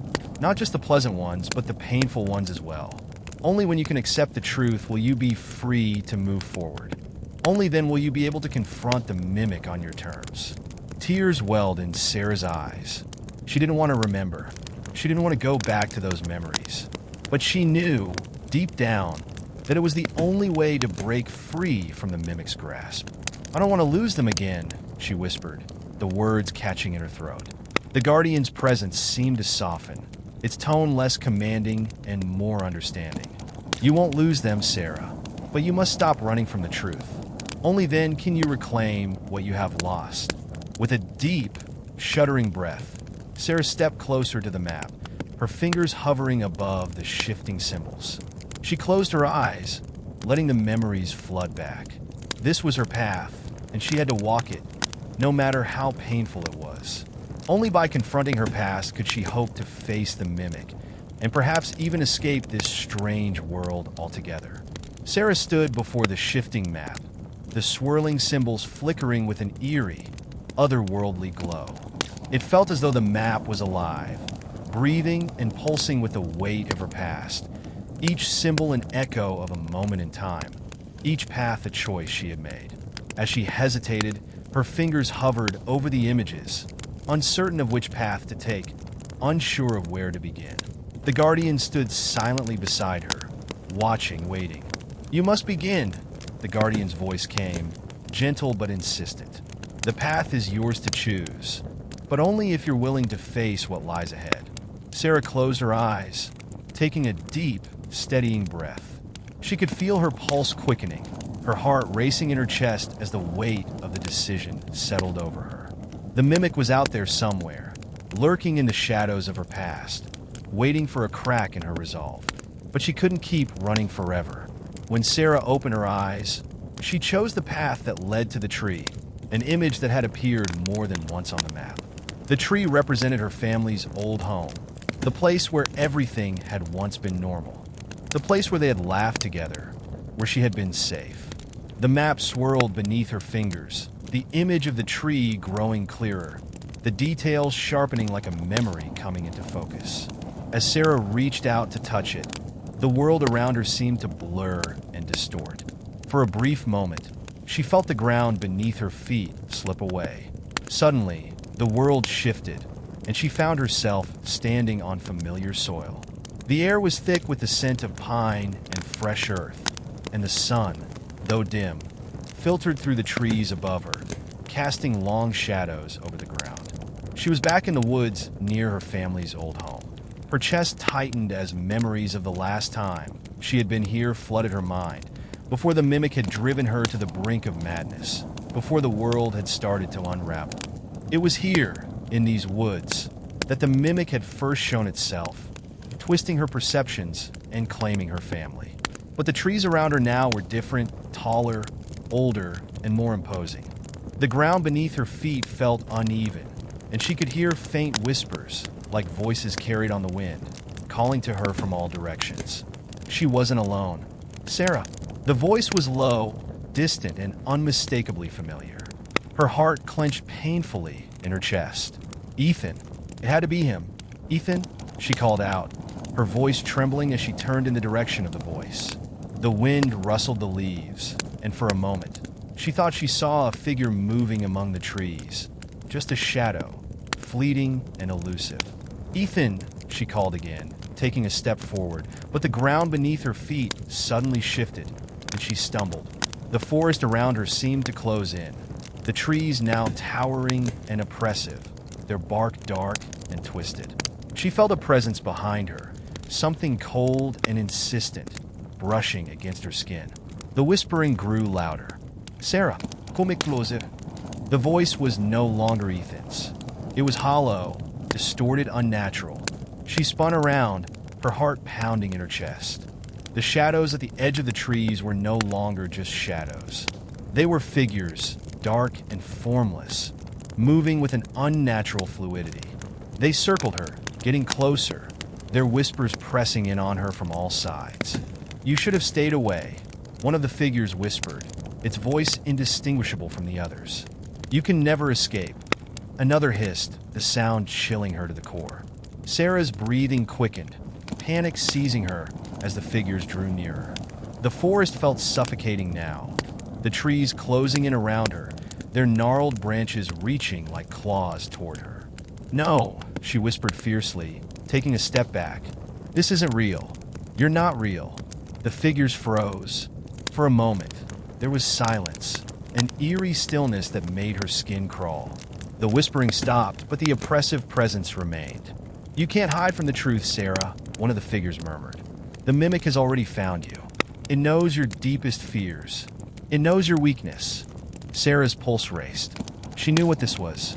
The mimic had taken on these forms, these twisted versions of her memories and fears, hoping to break her, to make her lose herself. But she wasn't going to let it win. The ground trembled beneath her feet, and she realized the forest wasn't just closing in on her. It was shifting, changing. The trees, the shadows, the figures, they were all part of the mimic's illusion. They had no power over her unless she let them. She squeezed her eyes shut, focusing on the truth she had learned in the Hall of Echoes. The mimic thrived on fear, on grief, on loss. It had no hold on her unless she allowed it to.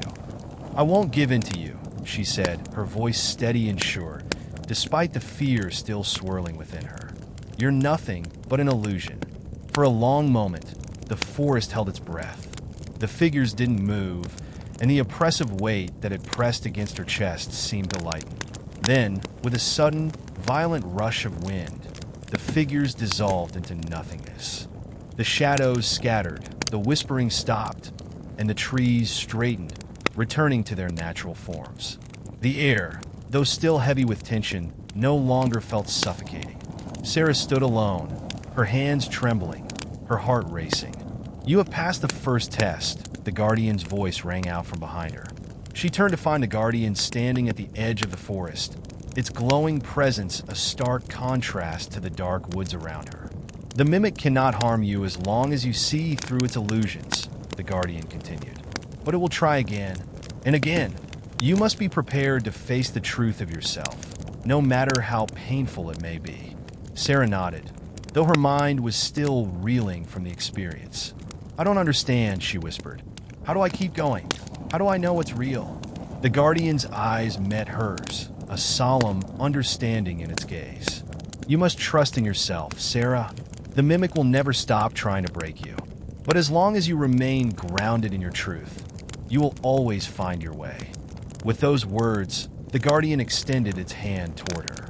The air around Sarah shimmered, and she could feel the weight of the world shifting once again. "You are ready for the next step," the Guardian said softly. "But remember, the journey ahead will only get harder. The truth is not always what we want it to be." Sarah hesitated, but then, with a final, steady breath, she took the Guardian's hand. And the world around her blurred once more. The world around Sarah blurred once more, the edges of reality warping and twisting as she was pulled forward. The air shifted, becoming heavy with a strange stillness, and the ground beneath her feet seemed to change from solid earth to something far more ethereal. The Guardian's grip on her hand tightened, its presence steady and unwavering. "Don't look away," the Guardian's voice echoed, a quiet command that cut through the growing unease. "Focus. The mimic will try to distract you. Don't let it." Sarah clenched her jaw and nodded. She had learned already that the mimic's power lay in its ability to deceive, to twist perceptions and memories until nothing felt real. She couldn't let it do that to her again. She couldn't afford to lose herself in this place. As they moved through the shifting landscape, the trees and shadows around them began to morph once more. The forest faded, replaced by a foggy, desolate landscape. The ground beneath her feet was no longer dirt or grass, but cracked stone, dry, brittle, as though the world itself had withered away. A vast, dark expanse stretched out before them, the sky above a sickly shade of gray.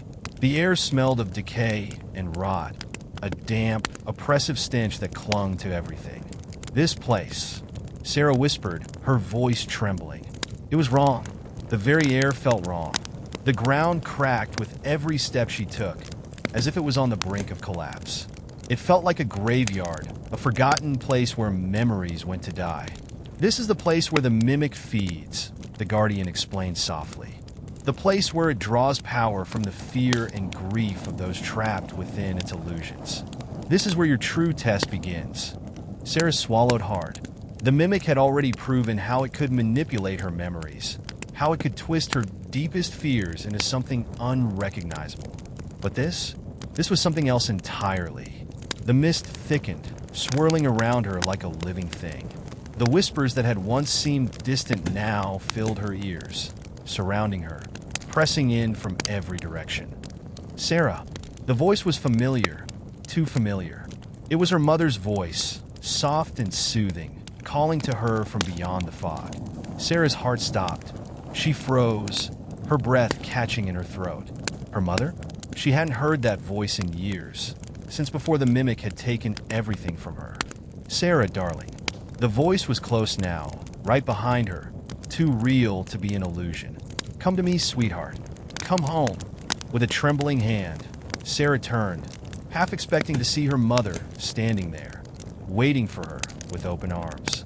But when she turned, there was nothing, only the fog, thick and oppressive, swirling around her like an ocean of shadows. Come back, the voice urged again, this time more desperate, more insistent. You can't keep running, Sarah. It's not safe here. Come home before it's too late. A chill ran down Sarah's spine, her mind racing. This wasn't real. The mimic was playing with her, twisting her memories to weaken her resolve. It knew how much she had loved her mother, how desperately she had longed to hear that voice again. The mimic was using it to draw her in, to break her. She shook her head, fighting the growing panic that clawed at her chest. No, I won't fall for it. But I'm here, the voice continued, almost pleading. I'm waiting for you. Just come back to me, Sarah. Please. Tears welled in Sarah's eyes as she took a step back, but the voice wasn't stopping. It was growing louder, more frantic, more desperate. Sarah, please. The mist around her seemed to thicken, closing in on her, suffocating her. She could feel the walls of the illusion closing in, could hear the sound of her own heartbeat in her ears, faster and faster as the voice continued to call. No, Sarah cried out, her voice breaking. You're not her. The voice fell silent for a moment, and the fog parted, revealing nothing but a cold, empty landscape. The oppressive atmosphere remained, but the voice was gone. The mimic had released its grip on her, at least for now. She stood there, her breath coming in ragged gasps, her mind racing. Her mother's voice had been so real. She could have sworn it was her. The pain of the loss, the ache of longing, it all came rushing back, threatening to drown her in the weight of it. You are stronger than this, the Guardian's voice reminded her gently, appearing at her side once more. You cannot afford to fall for these illusions. The mimic feeds on your grief, on your pain, but will only control you if you let it.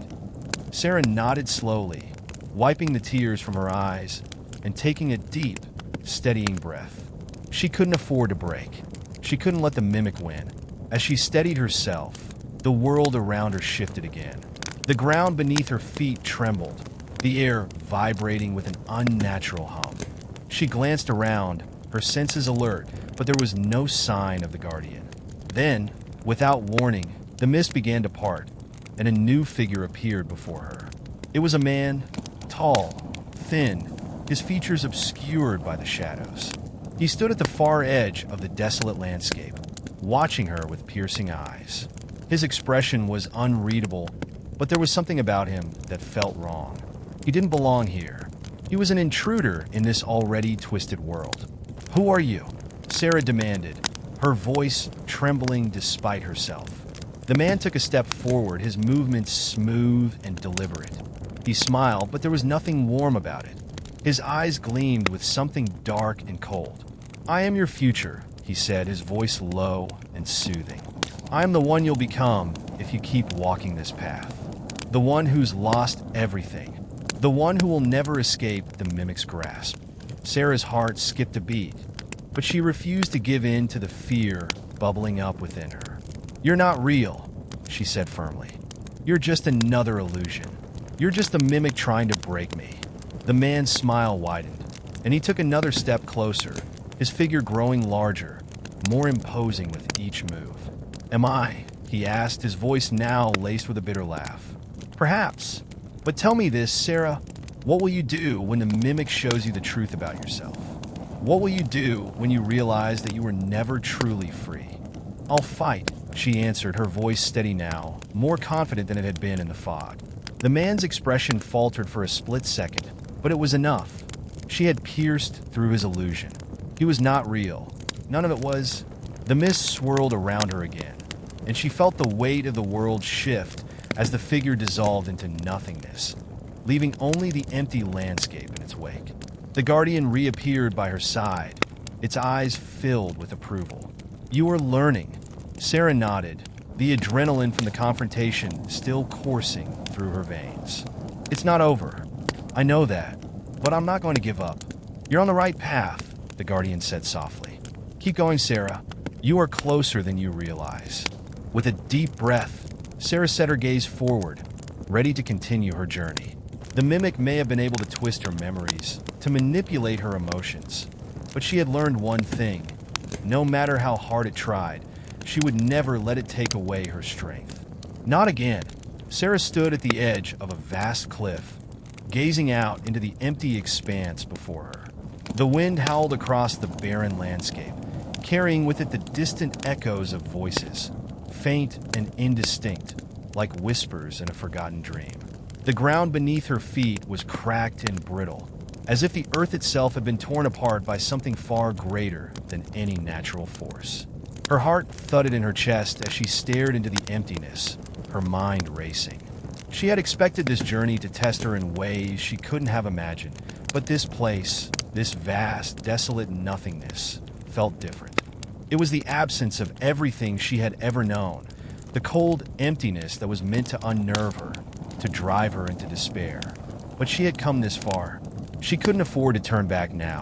With a deep breath, she stepped forward, her boots crunching against the dry, cracked earth. She was acutely aware of every sound, each footstep like a small drumbeat in the eerie silence that surrounded her. It was as though the world itself was holding its breath, waiting for her to make a mistake. The guardian appeared beside her, its form shimmering in the pale light. Its presence was a strange comfort in this place, a reminder that she wasn't truly alone. "This is the desolation," the guardian's voice echoed in the quiet. "The space between worlds where all that has been forgotten is lost, where hope and despair exist in equal measure." Sarah turned to the guardian, her expression tense. "What am I supposed to do here? What does it want from me?" The guardian's gaze softened, its eyes glowing faintly. "It does not want anything from you. It is the embodiment of what happens when the mimic's illusions grow too strong. It is the place where it tries to consume you entirely, to strip away the very core of your being, leaving you empty, lost, and alone." Sarah's breath hitched in her chest. The desolation was not a physical place. It was the mimic's final weapon against her. If it could break her here, if it could make her feel like she had lost everything, then she would have no chance of defeating it. She would become just another lost soul wandering the emptiness. But Sarah knew she couldn't let that happen. She had already survived so much, she wasn't going to fall apart now. Then how do I fight it? How do I fight this? Sarah asked, motioning to the desolate void around them. The guardian paused, its form flickering for just a moment before it spoke again, more gently this time. "You must confront the emptiness within yourself, Sarah. This place is not simply a reflection of the mimic's power. It is a reflection of your own fears. The fear of losing what you love, the fear of becoming nothing. You must face that fear and decide who you are, no matter what the mimic shows you." Sarah stood silently, her mind whirling. She had already faced so much, her grief, her guilt, her own demons. But this was different. The desolation wasn't just an illusion. It was a part of her, a part of her that she needed to face. Without a word, she began to walk forward, each step dragging her further into the void. The air around her seemed to shift, as if the very space she occupied was alive, watching her, waiting for her to break. She took another step, and then she saw it. The figure in the distance was familiar, too familiar. At first, she couldn't quite make it out, but as it grew closer, it became clear. It was her younger self, standing in the middle of the empty landscape, staring at her with wide, fearful eyes. "Sarah?" The voice was trembling, small, full of confusion and sorrow. "Is it really you?" Sarah stopped dead in her tracks. Her heart skipped a beat as she stared at the version of herself from a time long ago, before everything had gone wrong, before the mimic had come into her life, before it had twisted her reality beyond recognition. The younger Sarah looked lost, scared, and utterly alone. "Where did you go?" she asked, her voice fragile, full of pain. "Why didn't you come back for me?" Sarah swallowed hard, her throat tight. This was the mimic's trick, the mimic's power to reach into her past, to dredge up her deepest regrets and fears. It had shown her Ethan, her mother, and now it was showing her herself, the child she had left behind when everything fell apart. I couldn't stay," Sarah whispered, her voice catching in her throat. "I was trying to protect you. I thought I was doing the right thing." The younger Sarah took a step closer, her eyes filling with tears. "But you left me. You left me alone, just like everyone else did." "No!" Sarah cried out, her voice breaking. "I didn't want to. I couldn't stay. I couldn't let the mimic get to me, too." The younger Sarah shook her head, her expression falling into despair. "You left me to die, just like everyone else." Tears blurred Sarah's vision as the weight of the words pressed down on her. "No, I never wanted to abandon you. I never wanted to lose you." The image of the younger Sarah began to flicker, like a shadow being swept away by the wind. As it faded, the desolation around Sarah began to ripple, the empty landscape warping and shifting once again. The air grew colder, the ground beneath her feet becoming uneven and treacherous. And then, the world around her collapsed. The world went black. Sarah's eyes snapped open. She was no longer standing on the edge of a cliff. She was back in the Hall of Echoes, surrounded by a swirling, pulsing energy that seemed to vibrate with a strange power. The map, now glowing with an eerie light, was before her once again, and the Guardian stood beside her, silent, observing. She could feel the weight of the desolation still lingering, the echoes of her fear reverberating in her chest. The mimic had pulled her into its web, tried to strip away everything she had fought for. But she had endured. She had faced her fear and survived. And now, she was ready. "You've done well," the Guardian said, its voice filled with approval. "You've confronted the deepest part of yourself, and you've emerged stronger for it." Sarah took a deep breath, steadying herself. She had made it this far. She had faced the mimic's illusions, faced the worst parts of herself, and come through. The journey ahead would be even harder, but she knew now what she had to do. The path was clear. She was ready to face the mimic. The air in the Hall of Echoes pulsed with an eerie energy, its silent hum vibrating deep within Sarah's bones. The space around her felt more alive than ever before, as though the very walls were watching her, waiting for her next move. The Guardian stood beside her, its glowing eyes fixed on the path ahead. "The mimic's power is strongest here," the Guardian said, its voice steady. "This is its domain. It can warp reality in ways that we cannot fully comprehend. You will need to remain vigilant." Sarah nodded, her heart pounding with both fear and anticipation. She had come this far, had fought through the illusions and fears it had thrown at her. But now, the final confrontation loomed ahead, and she could feel the weight of it settling on her chest.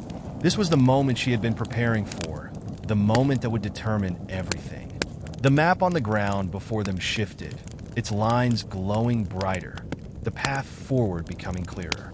Sarah's gaze flickered over the map, tracing the path that led to the heart of the mimic's domain. "This is it," she whispered, her voice steady, but a flicker of uncertainty lingering beneath the surface. This is the heart of it all. This is where I'll finally face it. Yes, the Guardian replied, its tone soft but firm. You've come far, Sarah, but the final test is not one of strength.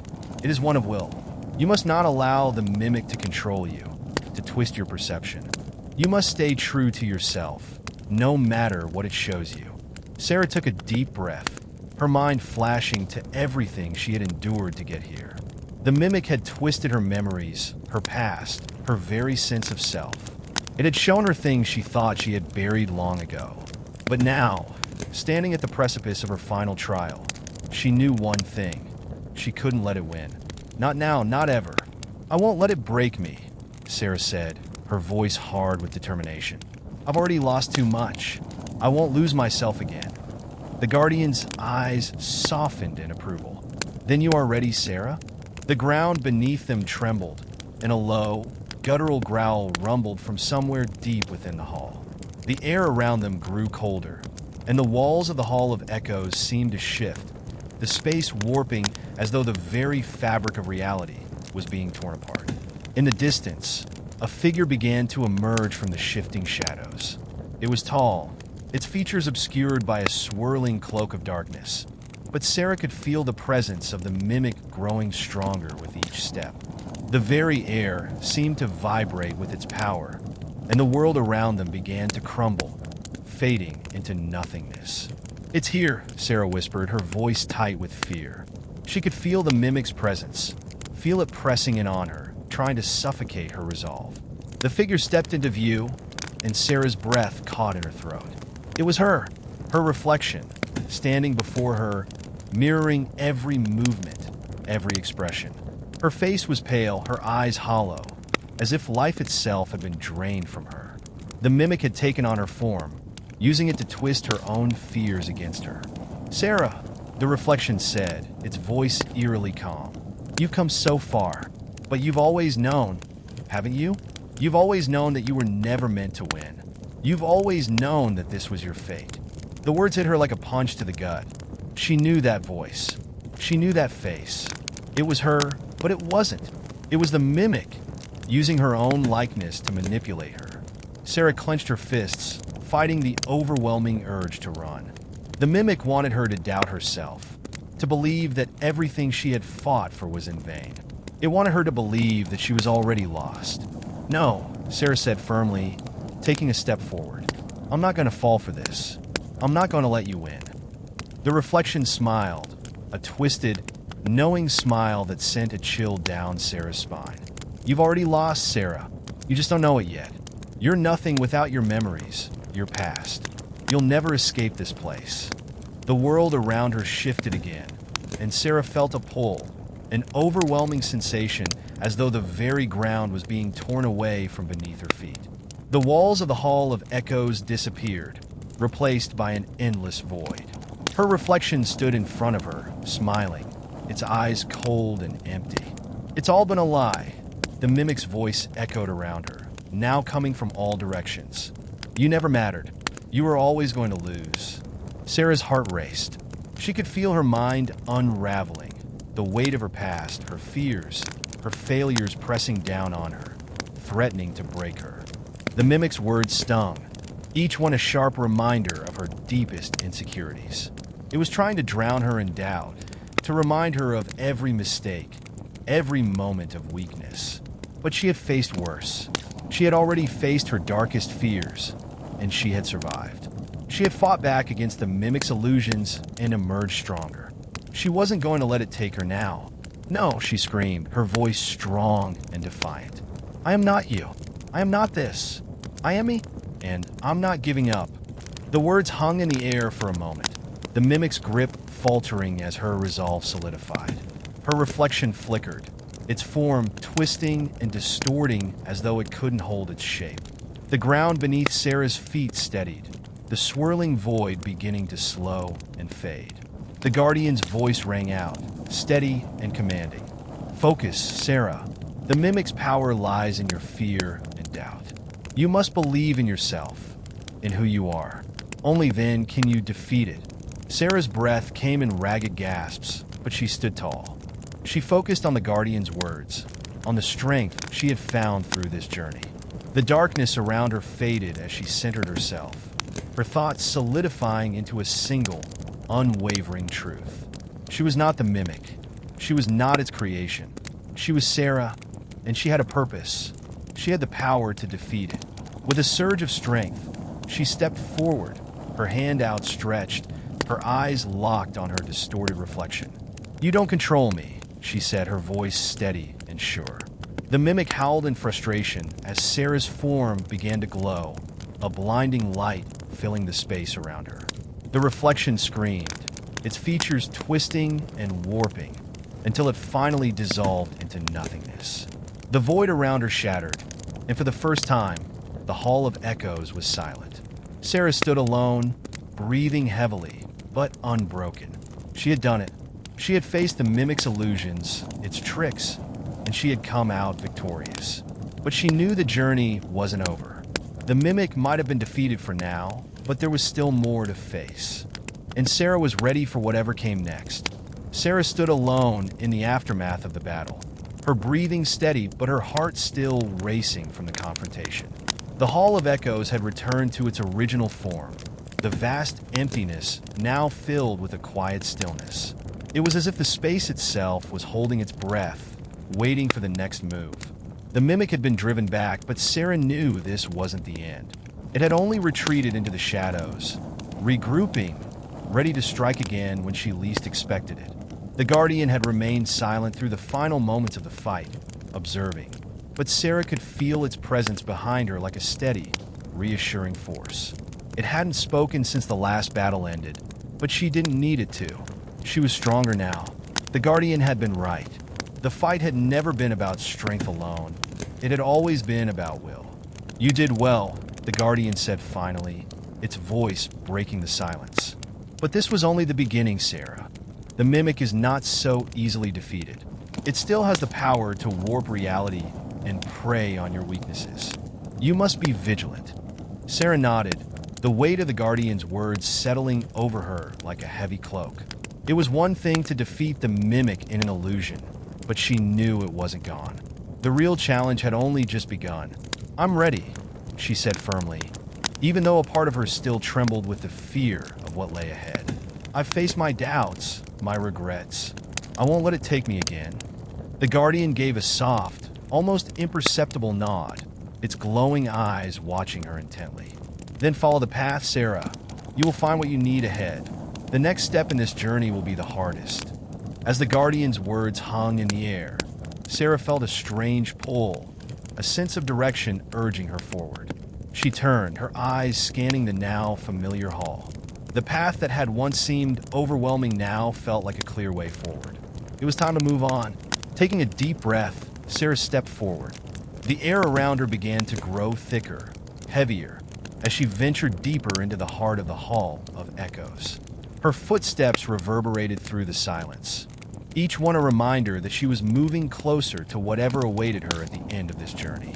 The walls seemed to shift around her, the atmosphere thick with an almost palpable tension. The deeper she went, the colder it became. Frost began to creep along the edges of the walls, and the ground beneath her feet became slick and treacherous. A chill settled in her bones as the temperature dropped. She could feel it in the air, the unmistakable presence of the mimic lurking just beyond her vision, waiting for an opportunity to strike.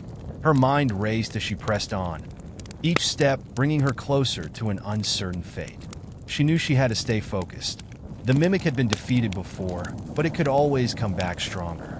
This place was alive, constantly shifting and changing. It could be anywhere. As she continued, the sounds around her began to warp. Faint whispers drifted through the air, each one a soft, taunting reminder of her deepest fears. She clenched her jaw, forcing herself to ignore the voices, to keep moving forward. Then, out of the corner of her eye, she saw it. A figure standing in the distance. At first, it seemed like nothing more than a shadow, a trick of the light. But as she approached, the figure began to take shape. It was a person, standing in the middle of the path, their back turned to her. Sarah's heart stopped as recognition washed over her. It was Ethan. Her breath caught in her throat as she froze in place. staring at the figure before her. It was him, her brother alive, standing there in front of her. Her mind raced, 1,000 thoughts crashing together at once. She had never seen him like this, alive, whole, unaffected by the horrors that had come before. But there was something off about him. His posture was stiff, unnatural, as though he wasn't truly himself. His shoulders were tense, his head slightly tilted, as if he was waiting for something. His figure stood too still, like a puppet whose strings had been pulled taut. "Ethan?" Sarah whispered, her voice barely audible. Her heart thudded in her chest, uncertainty rising like a tidal wave. "Is that really you?" The figure didn't move at first. Then, slowly, it turned to face her. Ethan's eyes, wide and lifeless, locked onto hers. The warmth she had once felt for him, the bond they had shared, was nowhere to be found in those hollow eyes. There was only a cold emptiness. "Sarah." His voice was eerily calm, but it was not the voice she remembered. It was distorted, as though layered with something dark and twisted. "I've been waiting for you." Sarah's breath hitched as she took a step back. The air around her seemed to darken, and she could feel the presence of the mimic drawing closer, wrapping its influence around her mind. This wasn't Ethan. It couldn't be. "You're not him," she said, shaking her head, trying to steady her racing heart. "You're not real. This is the mimic, isn't it?" The figure of Ethan smiled, a smile that sent a shiver down her spine. "I am real, Sarah. I'm the part of you that you've never let go of. You've carried me with you all this time. Don't you want to be with me again? Don't you want to be whole?" Sarah's knees trembled, but she stood firm, forcing herself to focus on the truth. The mimic had already shown her false versions of her past. She knew what it was doing now, trying to pull her into a false reality, to twist her memories into something unrecognizable. "No," she said through gritted teeth. "I won't fall for this. I won't let you control me." The figure of Ethan continued to smile, but now it was more sinister, its face warping and contorting. His body began to tremble, and the shadows around him grew longer, darker. "It's too late, Sarah. You'll never escape me. You'll never escape yourself." With a final scream, the figure of Ethan shattered, collapsing into a cloud of shadows that dissipated into the darkness. Sarah stood motionless for a moment, her body still trembling from the encounter. She could feel the weight of the mimic's power pressing down on her, the pull of its influence stronger than ever. But she was not afraid. She had already faced her past. She had already confronted her fears, and she wasn't going to let them consume her now. Sarah's breath came in sharp bursts as the illusion of Ethan dissipated into the darkness, leaving nothing but the echo of his distorted voice in her ears. The air around her felt thick, suffocating, as though the very space was alive, watching, waiting for her to break. But she didn't. She wouldn't. Her heart still raced from the confrontation, but the cold emptiness that followed felt different now. The mimic had tried to pull her back into her past, to remind her of a life she could never reclaim. But it had failed. She had faced that part of herself, and though the pain lingered, it was no longer enough to control her. She clenched her fists, her resolve hardening. The mimic could throw whatever it wanted at her, but it could never take her future. The shadows seemed to stretch before her, like tendrils trying to reach out, to ensnare her once again. But Sarah refused to stop. She had come too far to give in to fear. The path before her remained uncertain, but she pressed on, her footsteps steady. The mimic had revealed its power, but it had also revealed its weakness, its reliance on the past, on the things that Sarah feared and regretted. She knew now that the key to defeating it wasn't in trying to outrun her past, but in refusing to let it control her. Her thoughts drifted to the Guardian, the quiet, steadfast presence that had guided her this far. She had grown used to the silent strength it provided, the way it had stood by her through every trial. It had been her anchor, her constant reminder that she wasn't alone. But now, as she ventured deeper into the hall, she felt its presence growing faint, as if it were slowly fading away. "Guardian?" she called, her voice barely more than a whisper. "Where are you?" There was no response, only the deafening silence of the hall, broken only by the sound of her own heartbeat. Sarah's stomach twisted with unease, and she quickened her pace. The mimic's influence was everywhere now, creeping in her thoughts, pulling at the edges of her mind. The deeper she went, the more the shadows seemed to close in. She had to keep moving. She couldn't afford to be distracted, to lose focus again. Suddenly, the floor beneath her feet trembled, a low rumble reverberating through the ground. The air grew thick with anticipation, as if the very space was holding its breath, waiting for something to happen. And then it did. A low, guttural laugh echoed from all directions, sending a shiver down Sarah's spine. It was a laugh she recognized, one that she had heard before in her nightmares. The mimic was close, closer than ever before. "Sarah," the voice coiled around her, seductive and dark. "You're still running from me, still pretending to be something you're not." Sarah spun around, her heart racing. The voice was coming from all around her, each whisper an accusation, a reminder of every mistake she had ever made. She forced herself to take deep breaths, to steady herself. "I'm not running from anything," she said, her voice shaking but resolute. "I'm moving forward, and I'm going to end this." There was a moment of silence, and then the ground trembled again. But this time, the shadows began to form shapes, figures that seemed to materialize from the darkness itself. They were familiar faces, twisted and contorted into grotesque imitations of the people Sarah had once loved. Her mother, her father, Ethan again, but their eyes were hollow, their faces blank, their expressions frozen in a perpetual, unnatural smile. The figures moved closer, their footsteps slow but deliberate. The mimic was feeding on her guilt, on her longing to undo the past. It was showing her everything she had lost, everything she couldn't save. "You can never escape what you are," one of the figures, her father, spoke, its voice distorted and wrong. "You're just like me, Sarah. A failure. A liar. You'll never be good enough." "That's not true," Sarah said, her voice trembling but gaining strength. "I am not you. I am not this." But the figures didn't stop. They kept coming closer and closer until they were surrounding her, their faces pressing in on her, their voices growing louder, more insistent. "You'll never be good enough," they repeated over and over until it became a chant that filled her mind. "You'll never escape. You'll never be free." The walls of the hall seemed to close in on her, the shadows growing darker, more suffocating. It felt as though the very air was being sucked from her lungs. Her heart pounded in her chest, and for a moment, she could feel herself slipping just a little. She could feel the mimic's grip on her thoughts tightening, pulling her under.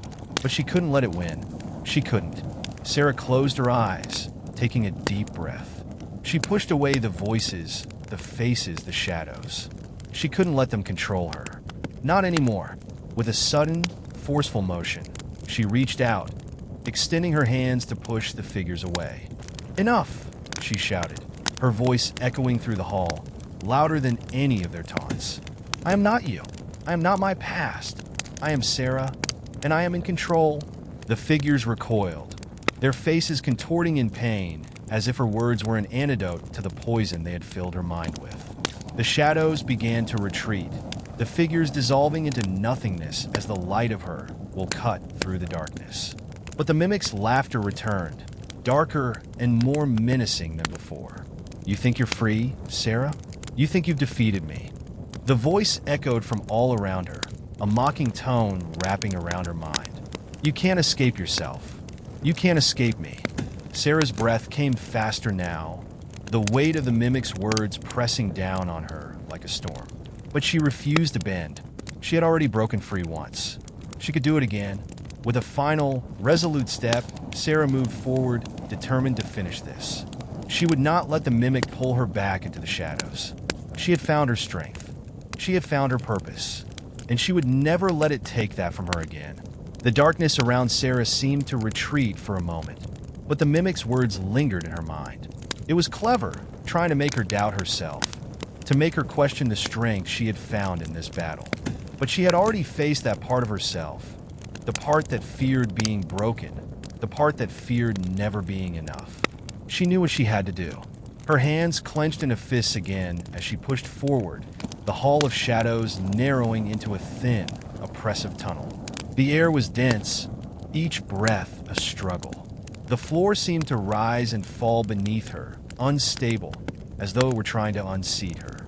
But she remained steady, refusing to be swayed. Then, out of the corner of her eye, she saw it. A flicker of light. It was faint at first, just a glimmer of something warm and inviting. It didn't belong here, not in this place of emptiness and fear, but it beckoned her nonetheless. For a moment, Sarah hesitated. The mimic had tricked her before, but something in that light felt different, something that spoke to the very core of her being. It was hope. She reached toward it without thinking, driven by the need for something real, something that could guide her through this labyrinth of illusions. As she stepped forward, the light grew brighter, expanding into a doorway, an entrance leading to an unknown space beyond. It was a door made of warmth and golden light, everything this place wasn't. Her heart raced as she approached, but then the air around her shifted again, and a voice, familiar and cold, whispered in her ear. "You think the light will save you?" Sarah whirled around, her breath catching in her throat. The mimic had taken form again, its twisted shape emerging from the shadows. This time it was different. It wasn't taking the form of her past. No, this time it was taking the shape of something even more sinister. Herself. The figure that stood before her wore her face, but the eyes were black, hollow voids, and the smile that stretched across her face was too wide, too cruel. It was her, but it wasn't. "No," Sarah whispered, stepping back. "You're not me. You're not real." The mimic's eyes flickered, the smile twisting into something more malevolent. "I am you. I am the doubt you've buried deep inside yourself. The part of you that wants to give up, that wants to be swallowed by darkness. I've always been here.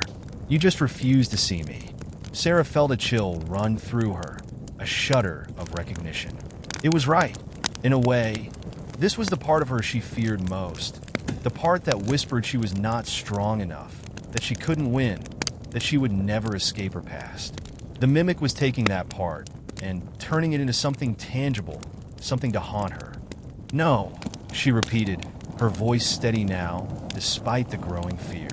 "I am not you. I am not this." The mimic laughed, a harsh, guttural sound. "You can't run from me, Sarah. You can't escape your darkness." Sarah's heart pounded in her chest, but she clenched her jaw and forced her hands to stay at her sides. The light ahead was still there, still flickering like a promise of something more, something real. She could feel it pulling her, urging her forward. And with a single breath, Sarah stepped toward the light. The mimic's laugh turned into a shriek, echoing in the hollow space, but Sarah didn't look back.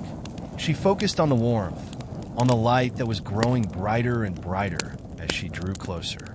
The air around her shifted again, the oppressive weight lifting just enough for her to feel the truth in her bones. The light surged forward, flooding the space. It engulfed Sarah, wrapping her in its warm embrace. For a moment, everything went quiet. There was no mimic, no shadows, no twisted faces. Just light and peace. Sarah closed her eyes, letting herself bask in it. She felt the tension in her chest begin to melt away, the fear, the doubt, all of it fading into the light. It wasn't gone, no. The darkness was still there, just beyond the edge of her consciousness. But for the first time, she felt strong enough to face it. The light pulsed, and in its radiance, Sarah found clarity. The Guardian's voice came to her then, soft but firm, like a distant echo. "You are not defined by your past, Sarah. You are not bound by the shadows that try to consume you. Your strength is not in your memories, but in your choice to move forward." Sarah smiled, the last of her fear melting away. She wasn't perfect. She didn't have all the answers, and the road ahead would still be difficult. But she could face it. She could walk through the darkness without letting it swallow her. She was stronger than the mimic's lies. The light flickered again, and she stepped forward. She didn't look back. As Sarah stepped into the light, she felt a surge of energy rush through her, as if every cell in her body were being revitalized. The darkness that had consumed the hall around her receded into nothingness, fading away like smoke. The oppressive air lifted, leaving behind a calm stillness that settled over her heart. She glanced around, her senses overwhelmed by the tranquility. The light was no longer just a doorway. It had become a space, a room made of pure warmth. The walls shimmered with a soft, golden glow, and the air smelled sweet, like fresh rain after a storm. The pulse of the light was steady, rhythmic, like the beating of her own heart. For the first time since entering this place, Sarah felt safe. The room was vast, stretching infinitely in every direction, and yet it felt contained, like it was a sanctuary built just for her. The floor beneath her feet was smooth, translucent, like a surface made of light itself. She took a tentative step forward, unsure of what to expect, but the sensation was soft, comfortable. "Welcome, Sarah." The voice came from behind her, and Sarah spun around, her heart leaping in her chest. She hadn't expected to hear anyone else here, not after the mimic's last words. But there, standing in the glow, was the Guardian. It was like a dream, like the apparition of something both familiar and foreign. The Guardian stood tall, a figure of light itself, its presence commanding yet gentle. Its face was impossible to make out fully, as though it were made of the very essence of the space around them. But Sarah could feel its eyes on her, a calming weight. "You did well," the Guardian said, its voice a soothing melody that seemed to resonate with the very core of her being. "You've taken the first step, Sarah. You've found your strength." Sarah swallowed hard, the words hitting her like a wave. She hadn't expected to hear praise, not after everything she'd been through. She had always doubted herself, always second-guessed every decision. But now, she didn't feel so small. "I didn't think I could make it this far," Sarah said, her voice shaking slightly. "I was afraid I was going to lose myself in there." The Guardian's form shifted slightly, as though it were nodding in understanding. "The darkness was never meant to be overcome with force," it said softly. "It is your acceptance of yourself, your ability to walk through it with the light in your heart, that brings you freedom. Your journey is just beginning, Sarah." Sarah took a step forward, feeling an unfamiliar resolve settle in her chest. She wasn't sure what awaited her, what the Guardian meant by her journey having just begun. But for the first time in a long while, she didn't feel scared of what was to come. She felt ready. "What happens now?" she asked, her voice steady but full of uncertainty. The Guardian's figure shifted again, the light around it glowing brighter for just a moment. "The mimic has been defeated for now, but will not disappear forever. The darkness is persistent, and it will always try to return. However, you have found the strength to stand against it, Sarah. That is what matters most. The key now is in your hands. You must choose to protect the light you've discovered." Sarah's heart beat faster. Protect it from what? The mimic feeds on your fears, your regrets, your pain. It will try to return, to pull you back into the shadows. But this time, you will be ready. This time, you will understand that your strength lies in who you are now, not who you were. The Guardian paused, and for the first time, Sarah noticed the faintest shadow flicker across its ethereal form. It was as though it was contemplating something important. "You've already defeated the worst of the mimic's tricks. But now," the Guardian's voice grew more somber, "you must face your own inner darkness, the parts of yourself that you have not yet healed. The mimic was only a reflection of your fears. Your real battle will be with the pieces of yourself that you have yet to accept." Sarah's breath caught in her throat. She hadn't expected that. She had thought the mimic was the last test, the final challenge. She had thought that the worst was behind her. But the Guardian was right. She still had so much left to confront within herself. "How do I face it?" she whispered, almost afraid to hear the answer. The Guardian's light flickered, the warmth radiating from it wrapping Sarah in comfort. "By accepting the past, not as a burden, but as part of you. You can only heal by embracing your truth, Sarah. Your journey is far from over, but the light you carry inside will guide you through it." The room around Sarah began to shift then, the edges of the space blurring, as if the very air was bending around her. The Guardian's figure grew smaller, its light dimming slightly as if preparing to step back into the unknown. "Go now," it said softly. "The next part of your journey awaits. And remember, you are never alone. The light you carry will always be with you." And just like that, the Guardian's form faded into the light, its presence dissolving as though it had never been there. The room, too, began to fade, the light pulling back into a single point as the edges of the space began to unravel. Sarah didn't fight it. She had no reason to. She knew what she had to do next. Her steps were calm, her heart steady, as the light collapsed into the distance. As the light receded, Sarah found herself standing at the edge of a vast expanse. It was as if she had stepped out of the sanctuary of warmth and peace and into a world of endless possibility. Before her was a winding path, lined with trees that appeared to stretch up into infinity, their branches twisted and gnarled. The air was cooler here, and the soft murmur of a breeze rustled the leaves overhead. It was different from the darkness she had just escaped. It wasn't oppressive, but it wasn't comforting either. It was unknown. The ground beneath her feet was soft, a mix of earth and moss, like the forest floor after a long, gentle rain. It felt familiar, like a place she'd been to in a dream or a memory, yet she couldn't place it. The path was narrow and winding, leading her deeper into the woods. Sarah hesitated for a moment, looking back. There was nothing behind her but a faint glow on the horizon, the last remnants of the light she had come from. It was comforting to know that it was still there, but she knew she couldn't stay. The mimic was defeated, yes, but there was still work to be done, still battles to fight.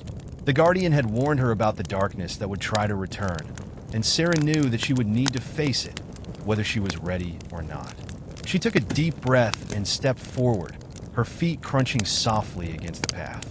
The woods felt alive around her, though the trees stood still, their bark marked by years of age. She could sense something stirring in the shadows, something watching her. The path was quiet, but not empty. It felt as if the woods themselves were waiting for her. A rustle came from behind, and Sarah whipped around. For a moment, the shadows seemed to shift, but when she looked closely, there was nothing, just the quiet of the forest. Still, the hairs on the back of her neck stood on end, and she quickened her pace, not wanting to linger too long in one place. As she moved deeper into the woods, the trees seemed to change. The branches grew thicker, more twisted, until they formed an almost impenetrable canopy above, blocking out most of the light. The path became steeper, more rugged, and Sarah had to concentrate on each step to avoid tripping over the gnarled roots that snaked out of the earth. It wasn't long before she came to a clearing, a space in the woods where the trees opened up and revealed a small, forgotten stone structure. It was old, ancient, even, with moss covering its crumbling walls and vines creeping up its sides. The door, if it could even be called that, was a broken archway, framed with faded symbols that Sarah couldn't understand. Her curiosity piqued. Sarah approached cautiously, her fingers brushing against the stone. The coldness of it sent a shiver through her, and she immediately pulled her hand back. There was something off about this place, something that felt both old and new, as if it had been abandoned for centuries but was still very much alive in some strange way. She stepped inside. The air inside the stone structure was thick with dust and the faint smell of decay. There was no light here, only the dim, filtered sunlight that managed to squeeze through the gaps in the stones above. The walls seemed to close in around her, the space feeling smaller and smaller the further she ventured. In the center of the room was an altar, simple but imposing, made of the same weathered stone as the rest of the structure. It was covered in ancient runes, similar to the symbols on the door, though they seemed to pulse with an eerie, faint glow. As Sarah approached the altar, a deep sense of foreboding washed over her. She could feel her pulse quicken, the air growing thicker as though the very stones were alive, watching her. Her hand reached out instinctively, her fingers trembling as they brushed against the runes. The moment her skin made contact with the stone, everything shifted.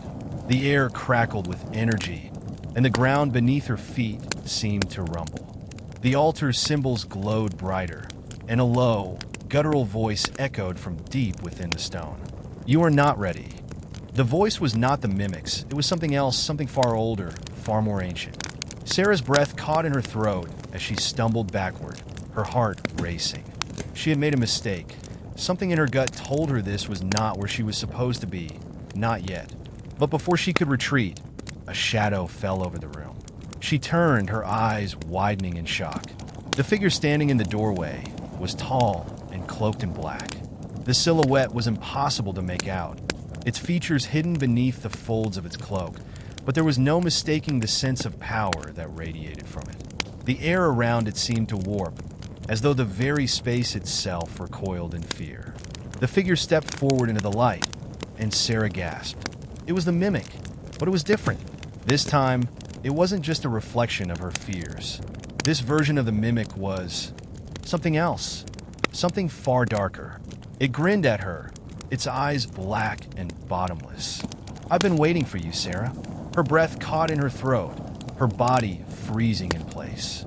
The walls of the stone structure seemed to close in tighter, and Sarah knew she couldn't run.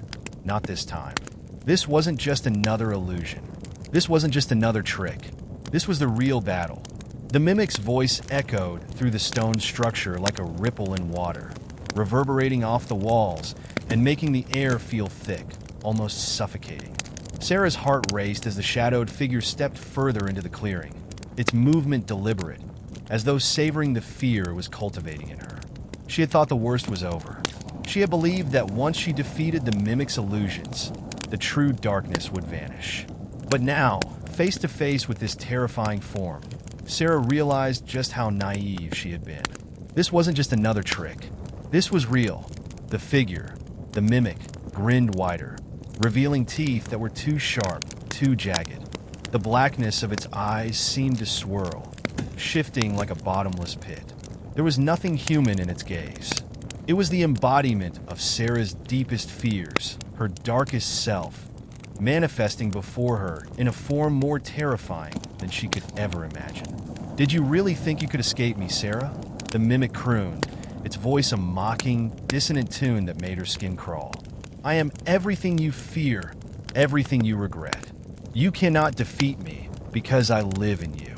I always have." Sarah's hands trembled, but she forced herself to stay still. This wasn't just a battle against the mimic's lies. This was a battle for her soul. "No," Sarah whispered, her voice shaking with determination. "You don't control me anymore. You're just a reflection of my past. I've moved on. I've learned to accept who I am."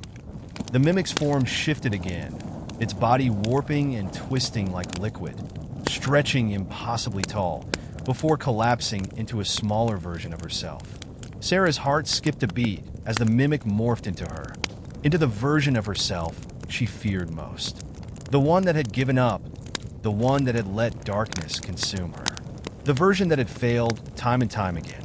"You're not stronger than me, Sarah," it sneered, the mocking tone now sharper. "I know you. You are still the weak little girl who ran away from everything. You can't outrun your past." Sarah's breath came quicker now, but she clenched her fists and took a step forward. Her voice, though soft, was unwavering. "I'm not that person anymore. I've learned to stand up, to face the darkness. I won't let you win." The mimic's expression twisted in rage, its face elongating with fury. "You think you can defeat me with words?" it hissed. "You cannot fight me. I will tear you apart, piece by piece, until all that is left is the fear you can't escape." With a sudden movement, the mimic lunged at her, its claws reaching for her throat. Sarah's heart pounded in her chest, but before she could react, a flash of light erupted from the altar behind her. A force, a pure and blinding energy, shot from the stone, washing over the mimic. It screamed, an agonizing, distorted sound as the light enveloped it, twisting its form, pushing it back. The ground beneath Sarah's feet vibrated with the intensity of the energy. She stumbled backward, her eyes wide with shock, but she didn't fall. The light was pushing the mimic away, weakening it. "What is this?" the mimic shrieked, its body flickering in and out of existence. "You cannot stop me." But the light only grew stronger. Sarah's pulse quickened as she realized what was happening. This wasn't just any light, it was the light of truth. The same light that had guided her in the darkness. The light that came from accepting who she truly was. It wasn't just a weapon, it was the manifestation of everything she had learned about herself.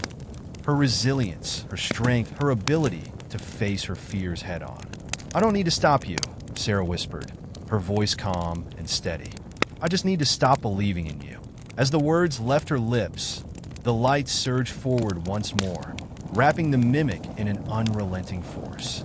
The creature screamed one final time before dissolving into a cloud of smoke, the darkness dissipating with it. The room fell silent, save for the faint crackle of energy in the air. Sarah stood, breathing heavily, her hands still clenched at her sides. She was shaken, but she knew she had won. The mimic, the darkness, the fear, it was all gone. For now. But as the smoke cleared and the last echoes of the mimic's voice faded into nothingness, Sarah realized something. The battle was not over. She hadn't just defeated the mimic. She had learned something about herself, a truth that would stay with her for the rest of her life. The mimic had been a reflection of her past, but it was no longer her future. She was stronger now, and she would never let it control her again. But there was a nagging feeling in the back of her mind, something deeper. She couldn't shake the feeling that the mimic had left something behind, a mark, a reminder that the darkness would always be there, lurking just beneath the surface, waiting for her to falter. She turned back to the altar, her hand reaching out once more. This time, when her fingers touched the stone, it felt different. The energy was still there, but now it was familiar. She could feel its power, its promise of protection and truth. This was not just a place of darkness, it was a place of balance. A voice, soft but clear, filled the air once again. "You have proven yourself, Sarah, but there are other trials to face. The darkness will always seek to return. You must be ready." Sarah nodded, her resolve solidifying within her. She had faced her past, and now she was ready for whatever came next. As she turned to leave the stone structure, she didn't look back. The path ahead was uncertain, but one thing was clear. She would face it with the light inside her. As Sarah stepped out of the stone structure, the first rays of dawn broke through the trees, casting a soft, golden light over the woods. She blinked into the light, feeling its warmth on her skin. The air was still thick with the remnants of the battle, but there was something different now, something calmer, quieter. The presence of the mimic was gone, but she couldn't shake the feeling that the shadows of the forest were still watching her, waiting. She knew that the mimic had been a part of her, a reflection of all the fears, insecurities, and failures she had tried to bury. But as the light of truth had washed over her, it had been burned away. The darkness could no longer control her. But she understood now that darkness was not something that could be permanently banished. It would always try to find a way back. Sarah glanced around the woods, the trees towering over her like ancient sentinels. There was no more sense of danger, but there was still a lingering unease, a quiet whisper in the back of her mind reminding her that the peace she had found here might only be temporary. The air felt cleaner now, the oppressive weight that had once hung over the forest lifted. The whispering voices of the trees were no longer foreboding, but calming, as if they had watched her grow and now accepted her. She continued walking, unsure of where the path would lead, but feeling stronger with each step. The woods were no longer a maze of confusion. They felt familiar now, as though she had unlocked a hidden part of herself. The darkness that had once filled these woods was fading, replaced by the knowledge that she was capable of walking through it, of facing whatever came next. But the voice of the guardian echoed in her mind once more. "There are other trials to face, Sarah." She couldn't ignore that warning.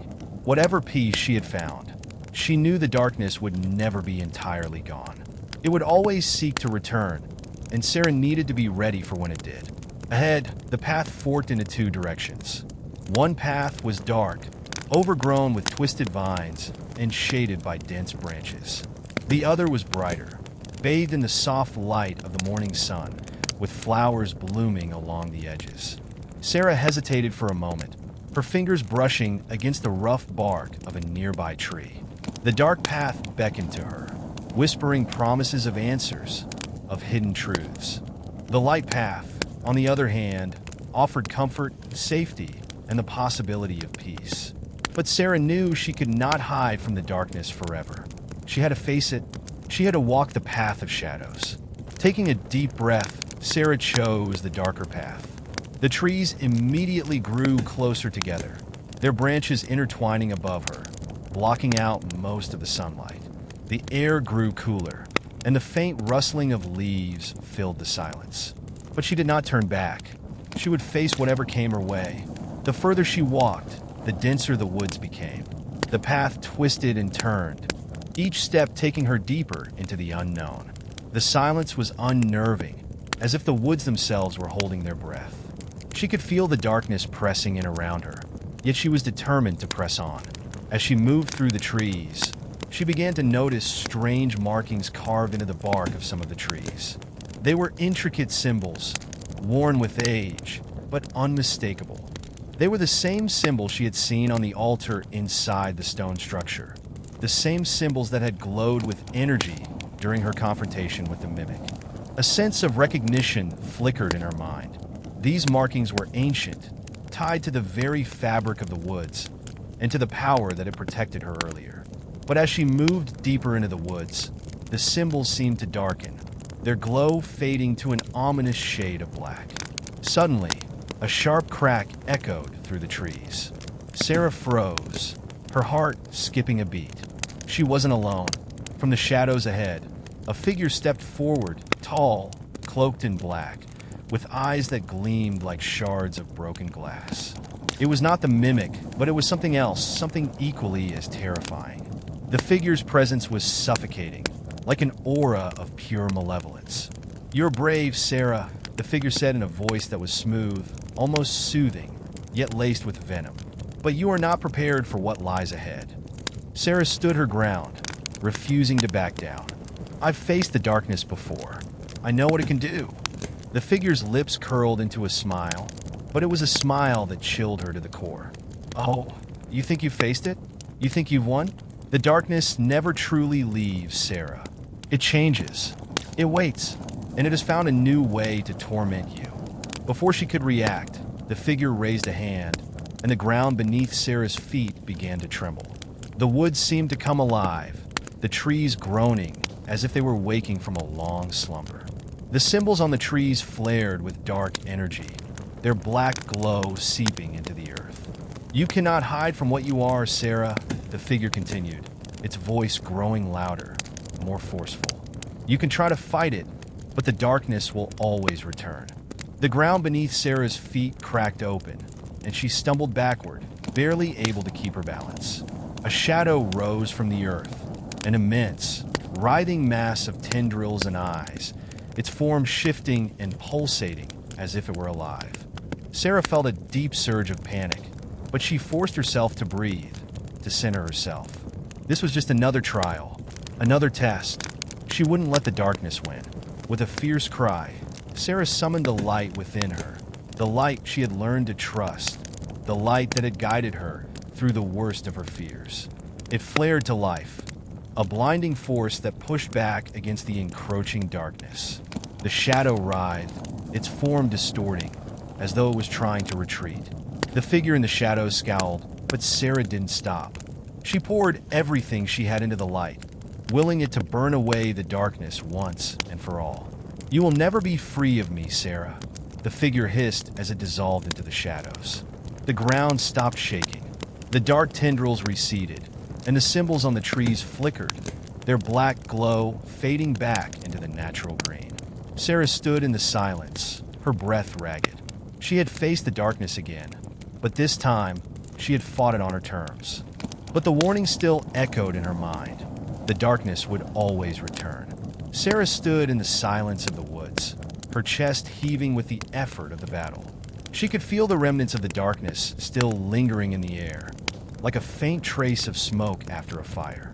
It wasn't gone, not completely, but for now she had driven it back. The trees around her were still and quiet, but the uneasy feeling in her gut remained. The figure in the shadows had warned her, and she couldn't shake the truth in its words.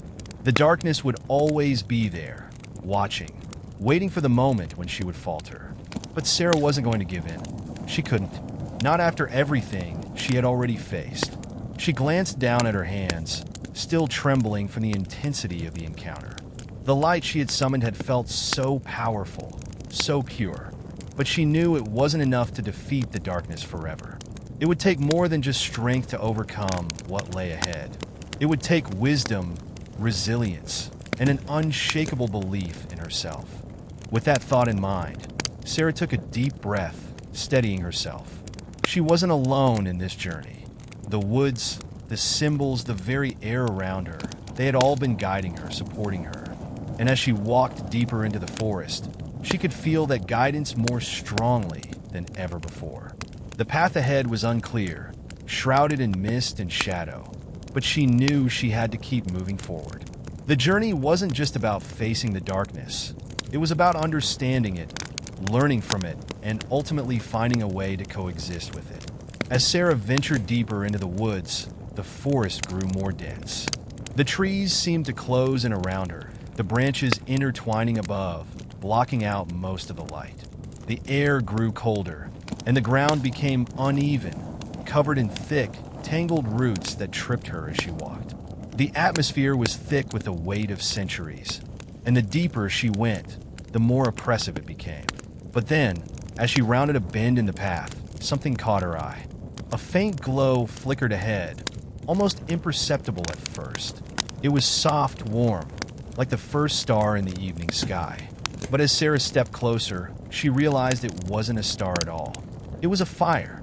The flickering light came from a small campfire, surrounded by stone and nestled in a small clearing.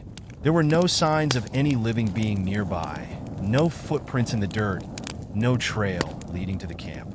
But the fire burned brightly, its warmth reaching out to Sarah like a welcome embrace.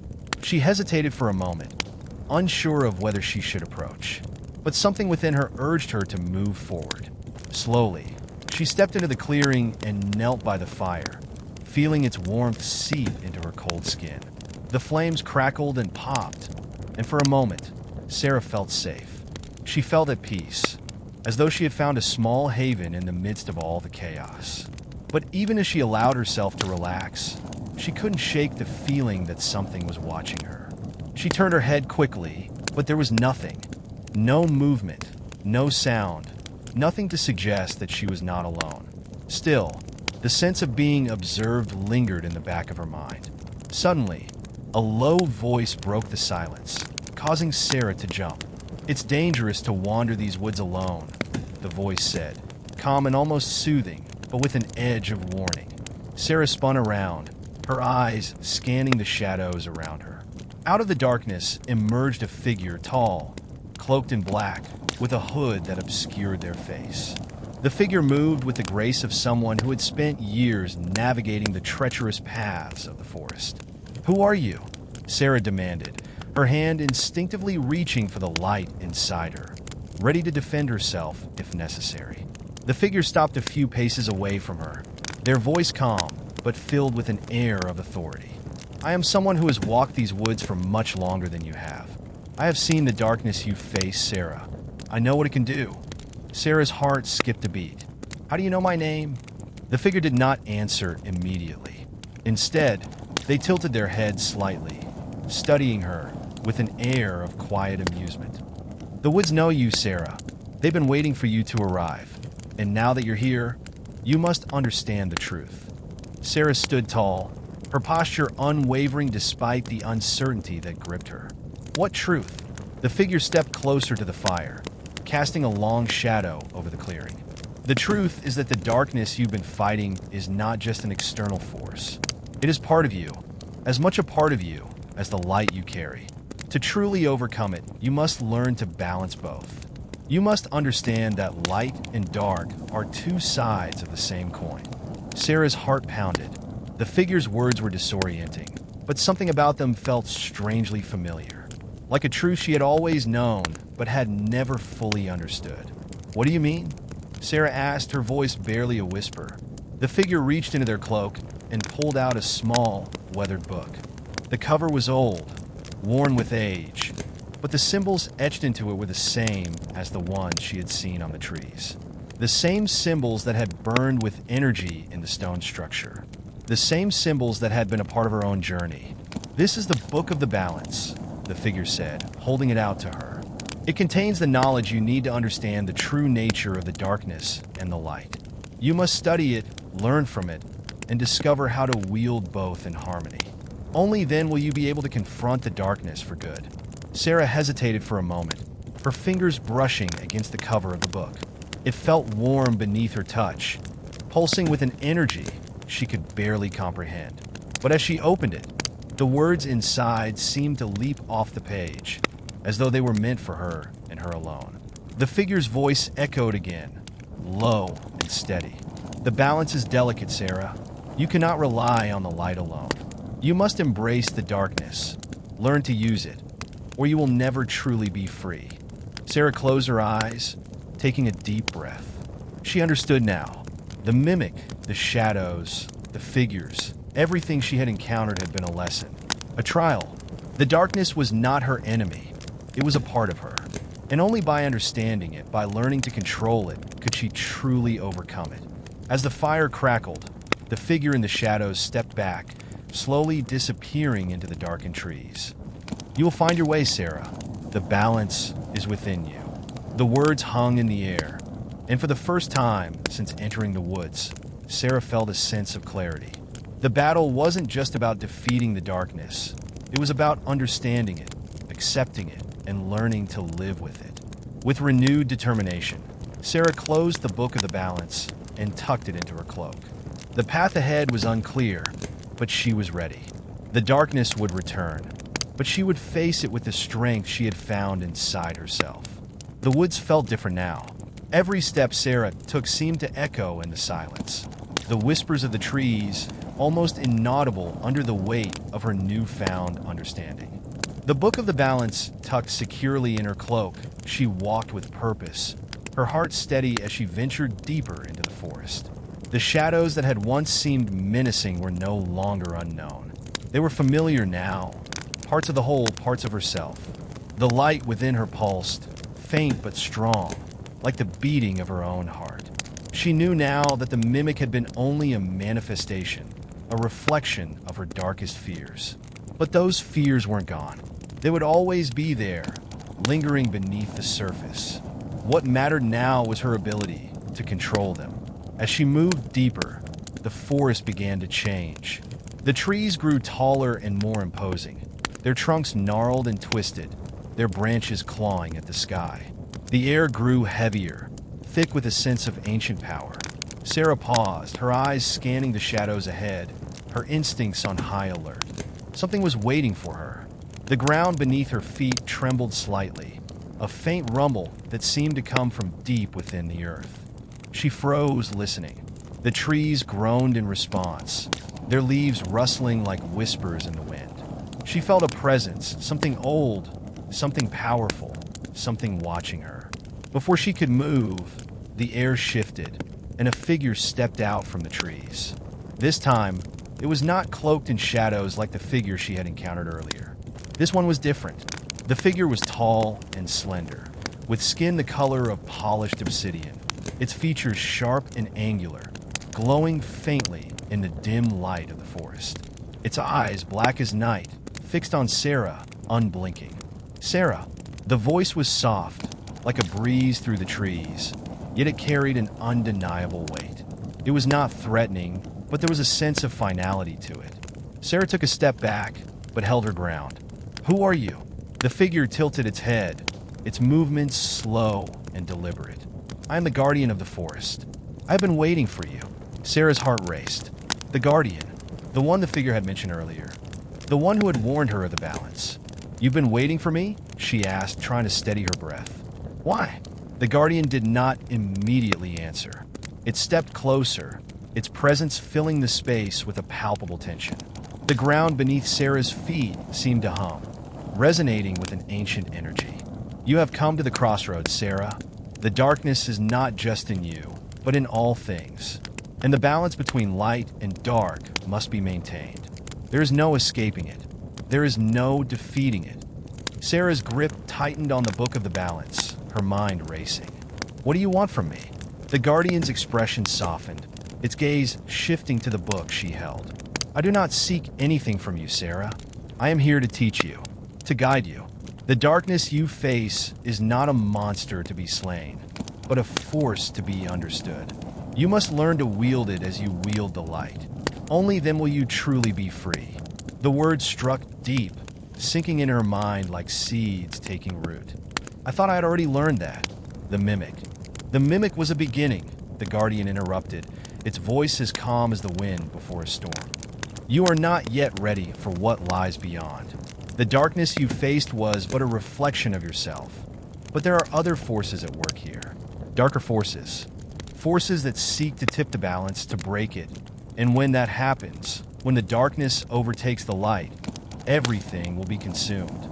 Sarah felt the weight of the Guardian's words settle into her bones. How do I stop it? The Guardian's eyes flickered with an unreadable emotion, its form shimmering slightly in the light. You cannot stop it, Sarah. You can only learn to control it. But to do that, you must understand the nature of what you're dealing with. The forest seemed to hum louder, the trees creaking as if they were alive, shifting in response to the conversation. You have already seen a piece of it, the Guardian continued. The mimic was but a manifestation of your own fears. But the forces you now face are far older, far darker. They do not seek to control the world. They seek to undo it. And the light, if it is to survive, must grow stronger, must find balance within itself. Sarah felt her pulse quicken, the reality of the situation dawning on her. What am I supposed to do? How do I stop them? The Guardian extended a hand, gesturing to the forest around them. You must learn the ancient ways, the rituals, the knowledge hidden deep in the roots of these woods. The balance between light and dark can only be understood through time, through sacrifice, and through the acceptance of the unknown. The forest seemed to come alive around her, the wind whispering through the trees, carrying words she couldn't understand. The ground beneath her feet felt solid, but at the same time, she could feel the earth itself shifting, restless, as if it too were waiting for something. Sarah looked into the Guardian's eyes, her heart heavy with the knowledge of what lay ahead. What is it that you want me to do? The Guardian stepped back, allowing Sarah to see the path behind it. The trees parted, revealing a narrow trail that led deeper into the heart of the forest, a path that seemed to glow with a faint, ethereal light. Follow the path, the Guardian said. There you will find what you need. But know this, Sarah, the path is not just one of knowledge. It is a path of sacrifice, of truth, and of the unknown. You will face trials far greater than anything you have encountered before. And when you do, you will have to choose the light or the darkness. Sarah hesitated for only a moment before she nodded. I'll do it. I'll find a way.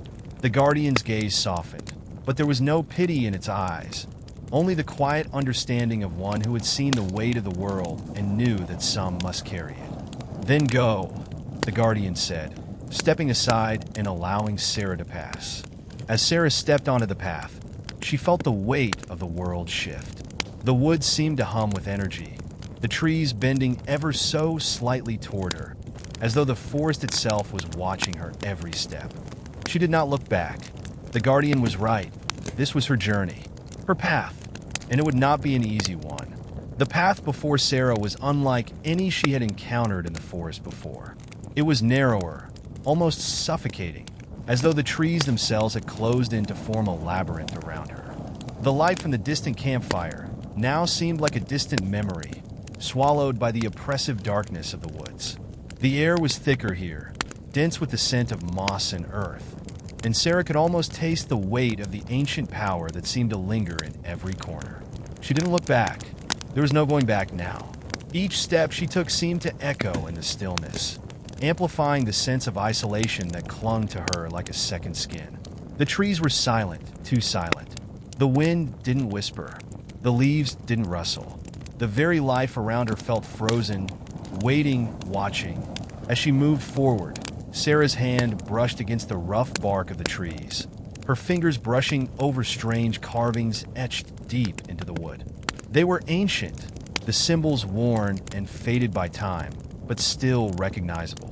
Some were familiar, symbols she had seen on the stones, in the markings of the mimic, but others were foreign, completely alien. Each carving seemed to pulse under her touch, and for a moment, Sarah felt the forest itself respond to her presence. It was as if the woods were alive, breathing in tandem with her, each step a part of some ancient, unseen rhythm. The path twisted and turned, leading her deeper into the heart of the forest. The air grew colder, the shadows darker, and the feeling of being watched intensified. There was no sign of life, no birds, no animals, no movement beyond the rustling of the leaves far above her head. It was as though the world itself had become still, waiting for her next move. After what felt like hours of walking, Sarah finally came to a clearing. The trees that surrounded it were massive, towering above her like silent sentinels.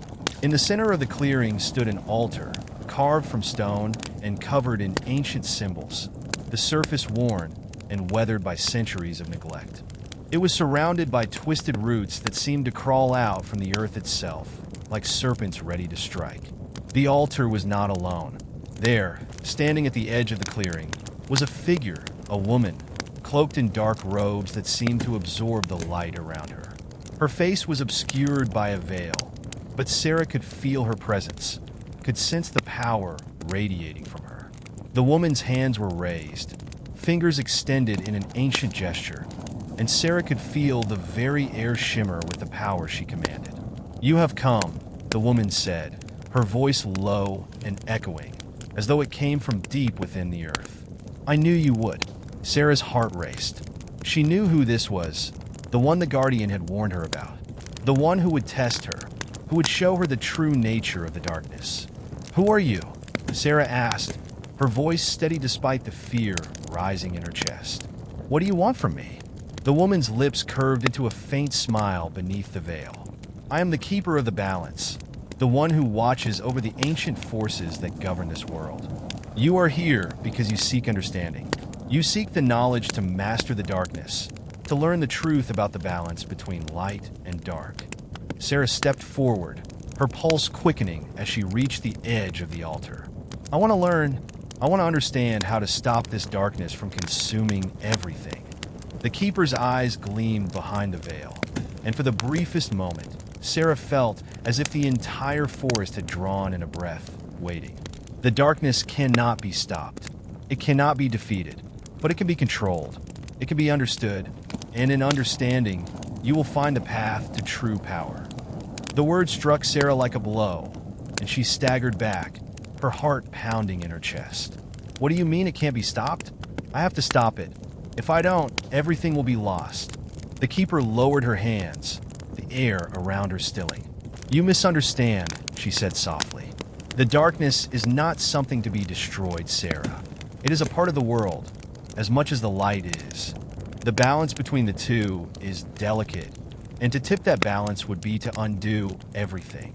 The darkness is not evil, nor is it good. It simply exists, and you must learn to exist with it." Sarah shook her head, refusing to accept this. "I don't understand. If it's not evil, why does it destroy? Why does it mimic the things I love? Turn them into monsters?" The keeper's expression softened, her hands resting at her sides. "The darkness is not a force of destruction. It is a force of transformation. It feeds on fear, on doubt, on the things that you try to hide from yourself. It does not seek to harm. It seeks to expose. The things you fear, the things you hide, those are the very things the darkness reveals." "That's what the mimic was," Sarah murmured to herself, realization dawning. "It didn't want to hurt me. It wanted to show me my fears." The keeper nodded. "Exactly, but it is not just your fears it can expose. It can show you truths you do not yet understand. And it is through these truths that you will come to know the balance." Sarah's mind raced. She had thought that she had come to understand the darkness, but it was more than she had ever imagined. "But if it can show me the truth, then what's the point of fighting it? What do you want me to do?" The keeper's gaze softened, and she took a step closer to Sarah. You must face your own darkness. Only then will you understand the balance. Only then will you truly be free. But remember, this journey is not about victory. It is about understanding. And in understanding, you will find the strength to endure. The air seemed to pulse with power as the keeper's words settled into Sarah's heart. She knew this was the next step, the next trial she had to face. But there was something else in the keeper's eyes, something more. If I face my darkness, will I be able to stop the forces that seek to break the balance? Sarah asked, her voice steady. The keeper paused, her expression unreadable. You will not stop them, Sarah. You will only learn to walk alongside them. And in that knowledge, you will find the strength to keep the balance intact. You will be the bridge between light and dark. Sarah took a deep breath, her mind buzzing with the enormity of the task ahead. She had come this far, and there was no turning back now. She had to face her own darkness. The words of the keeper echoed in Sarah's mind as she stepped away from the altar, her path becoming more uncertain with each step. She had learned that the darkness she feared, that had tormented her so long, was not something to defeat. It was a part of the world, a force that needed to be understood, not vanquished. But understanding felt like an insurmountable challenge. How could she, a single person, walk that fine line between light and dark? How could she balance such vast, unfathomable forces? The weight of the forest pressed in on her, and the shadows seemed to whisper her doubts back at her. As she moved further down the path, Sarah's mind kept returning to the mimic, the dark force that had taken the shape of her fears, her doubts, and even the faces of those she loved. It hadn't been a monster, at least not in the way she had first imagined. It had only been a reflection of her inner turmoil, a reflection of the darkness that resided in her soul. But there was something more to it, something she had yet to grasp. The forest suddenly grew silent again. No whispering leaves, no murmuring wind. The stillness was overwhelming, suffocating, almost unnatural. Sarah stopped in her tracks. The air felt heavy, as though the forest itself was holding its breath, waiting for something to happen. Then, through the shadows ahead, a figure appeared. It was the mimic, but not as she had seen it before. This time it wasn't just a shape, it was her. Its features, its movements, everything about it mirrored her own. She stood face to face with a version of herself, twisted and distorted by fear. Her own eyes, now black as midnight, stared back at her with a hollow gaze. Do you understand now? The mimic whispered, its voice a distorted version of her own. The darkness is you. It always has been. Sarah's heart thudded in her chest. The realization hit her like a wave. You're not the mimic, she said, her voice trembling. You're me. The creature smiled, a smile that was both familiar and alien. You can never outrun your darkness, Sarah. It will always be there. It will always follow you, because you are the one who brought it into this world. It lives inside you. Sarah stepped back, fighting the cold dread creeping up her spine. But the mimic stepped forward, matching her every movement. You cannot defeat me, the mimic taunted. You cannot change what you are. You will always be this way. You will always have the darkness inside you. You will always be a part of it. Tears welled in Sarah's eyes, but she refused to look away. She had come this far, and there was no turning back. No, she whispered, gathering every ounce of her strength. I will not be controlled by you. I will face you. The mimic's smile twisted into something more sinister, but Sarah stood tall.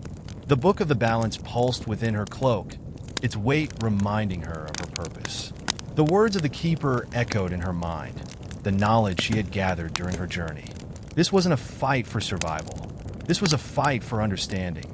With one final step forward, Sarah opened the book of the balance.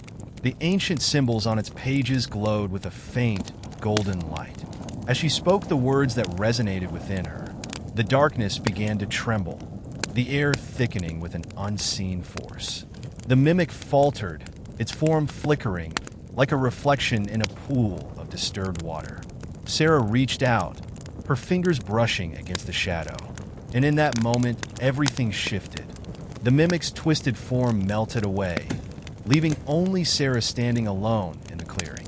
The darkness that had consumed it, the fear, the doubt, the endless struggle, faded, leaving behind a quiet understanding. The forest felt different now. The weight of the darkness had lifted, but not in the way Sarah had hoped. It had not disappeared. Instead, it had become part of the whole. The balance had shifted, and Sarah understood that the battle wasn't against the darkness. It was against herself. She could never be rid of the darkness inside her, but she had learned to accept it. The keeper of the balance had been right. The darkness wasn't evil. It wasn't a monster. It was a part of the world, just like the light. The key was to learn to walk with it, to exist alongside it. The balance between the two forces was fragile, but with understanding, it could be maintained. As Sarah stood there in the clearing, the winds began to stir again, the trees whispering their secrets to one another. The forest was alive once more. She had learned what she needed to, and she knew her journey wasn't over. The mimic was gone, but the darkness wasn't. It would always be there, just as the light would be. The trick was to accept both parts of herself, the light and the dark. As Sarah turned to leave the clearing, the path ahead seemed clearer, though still uncertain. The forest, while still shrouded in mystery, no longer felt suffocating. She had learned to walk through it, through the darkness, through the unknown.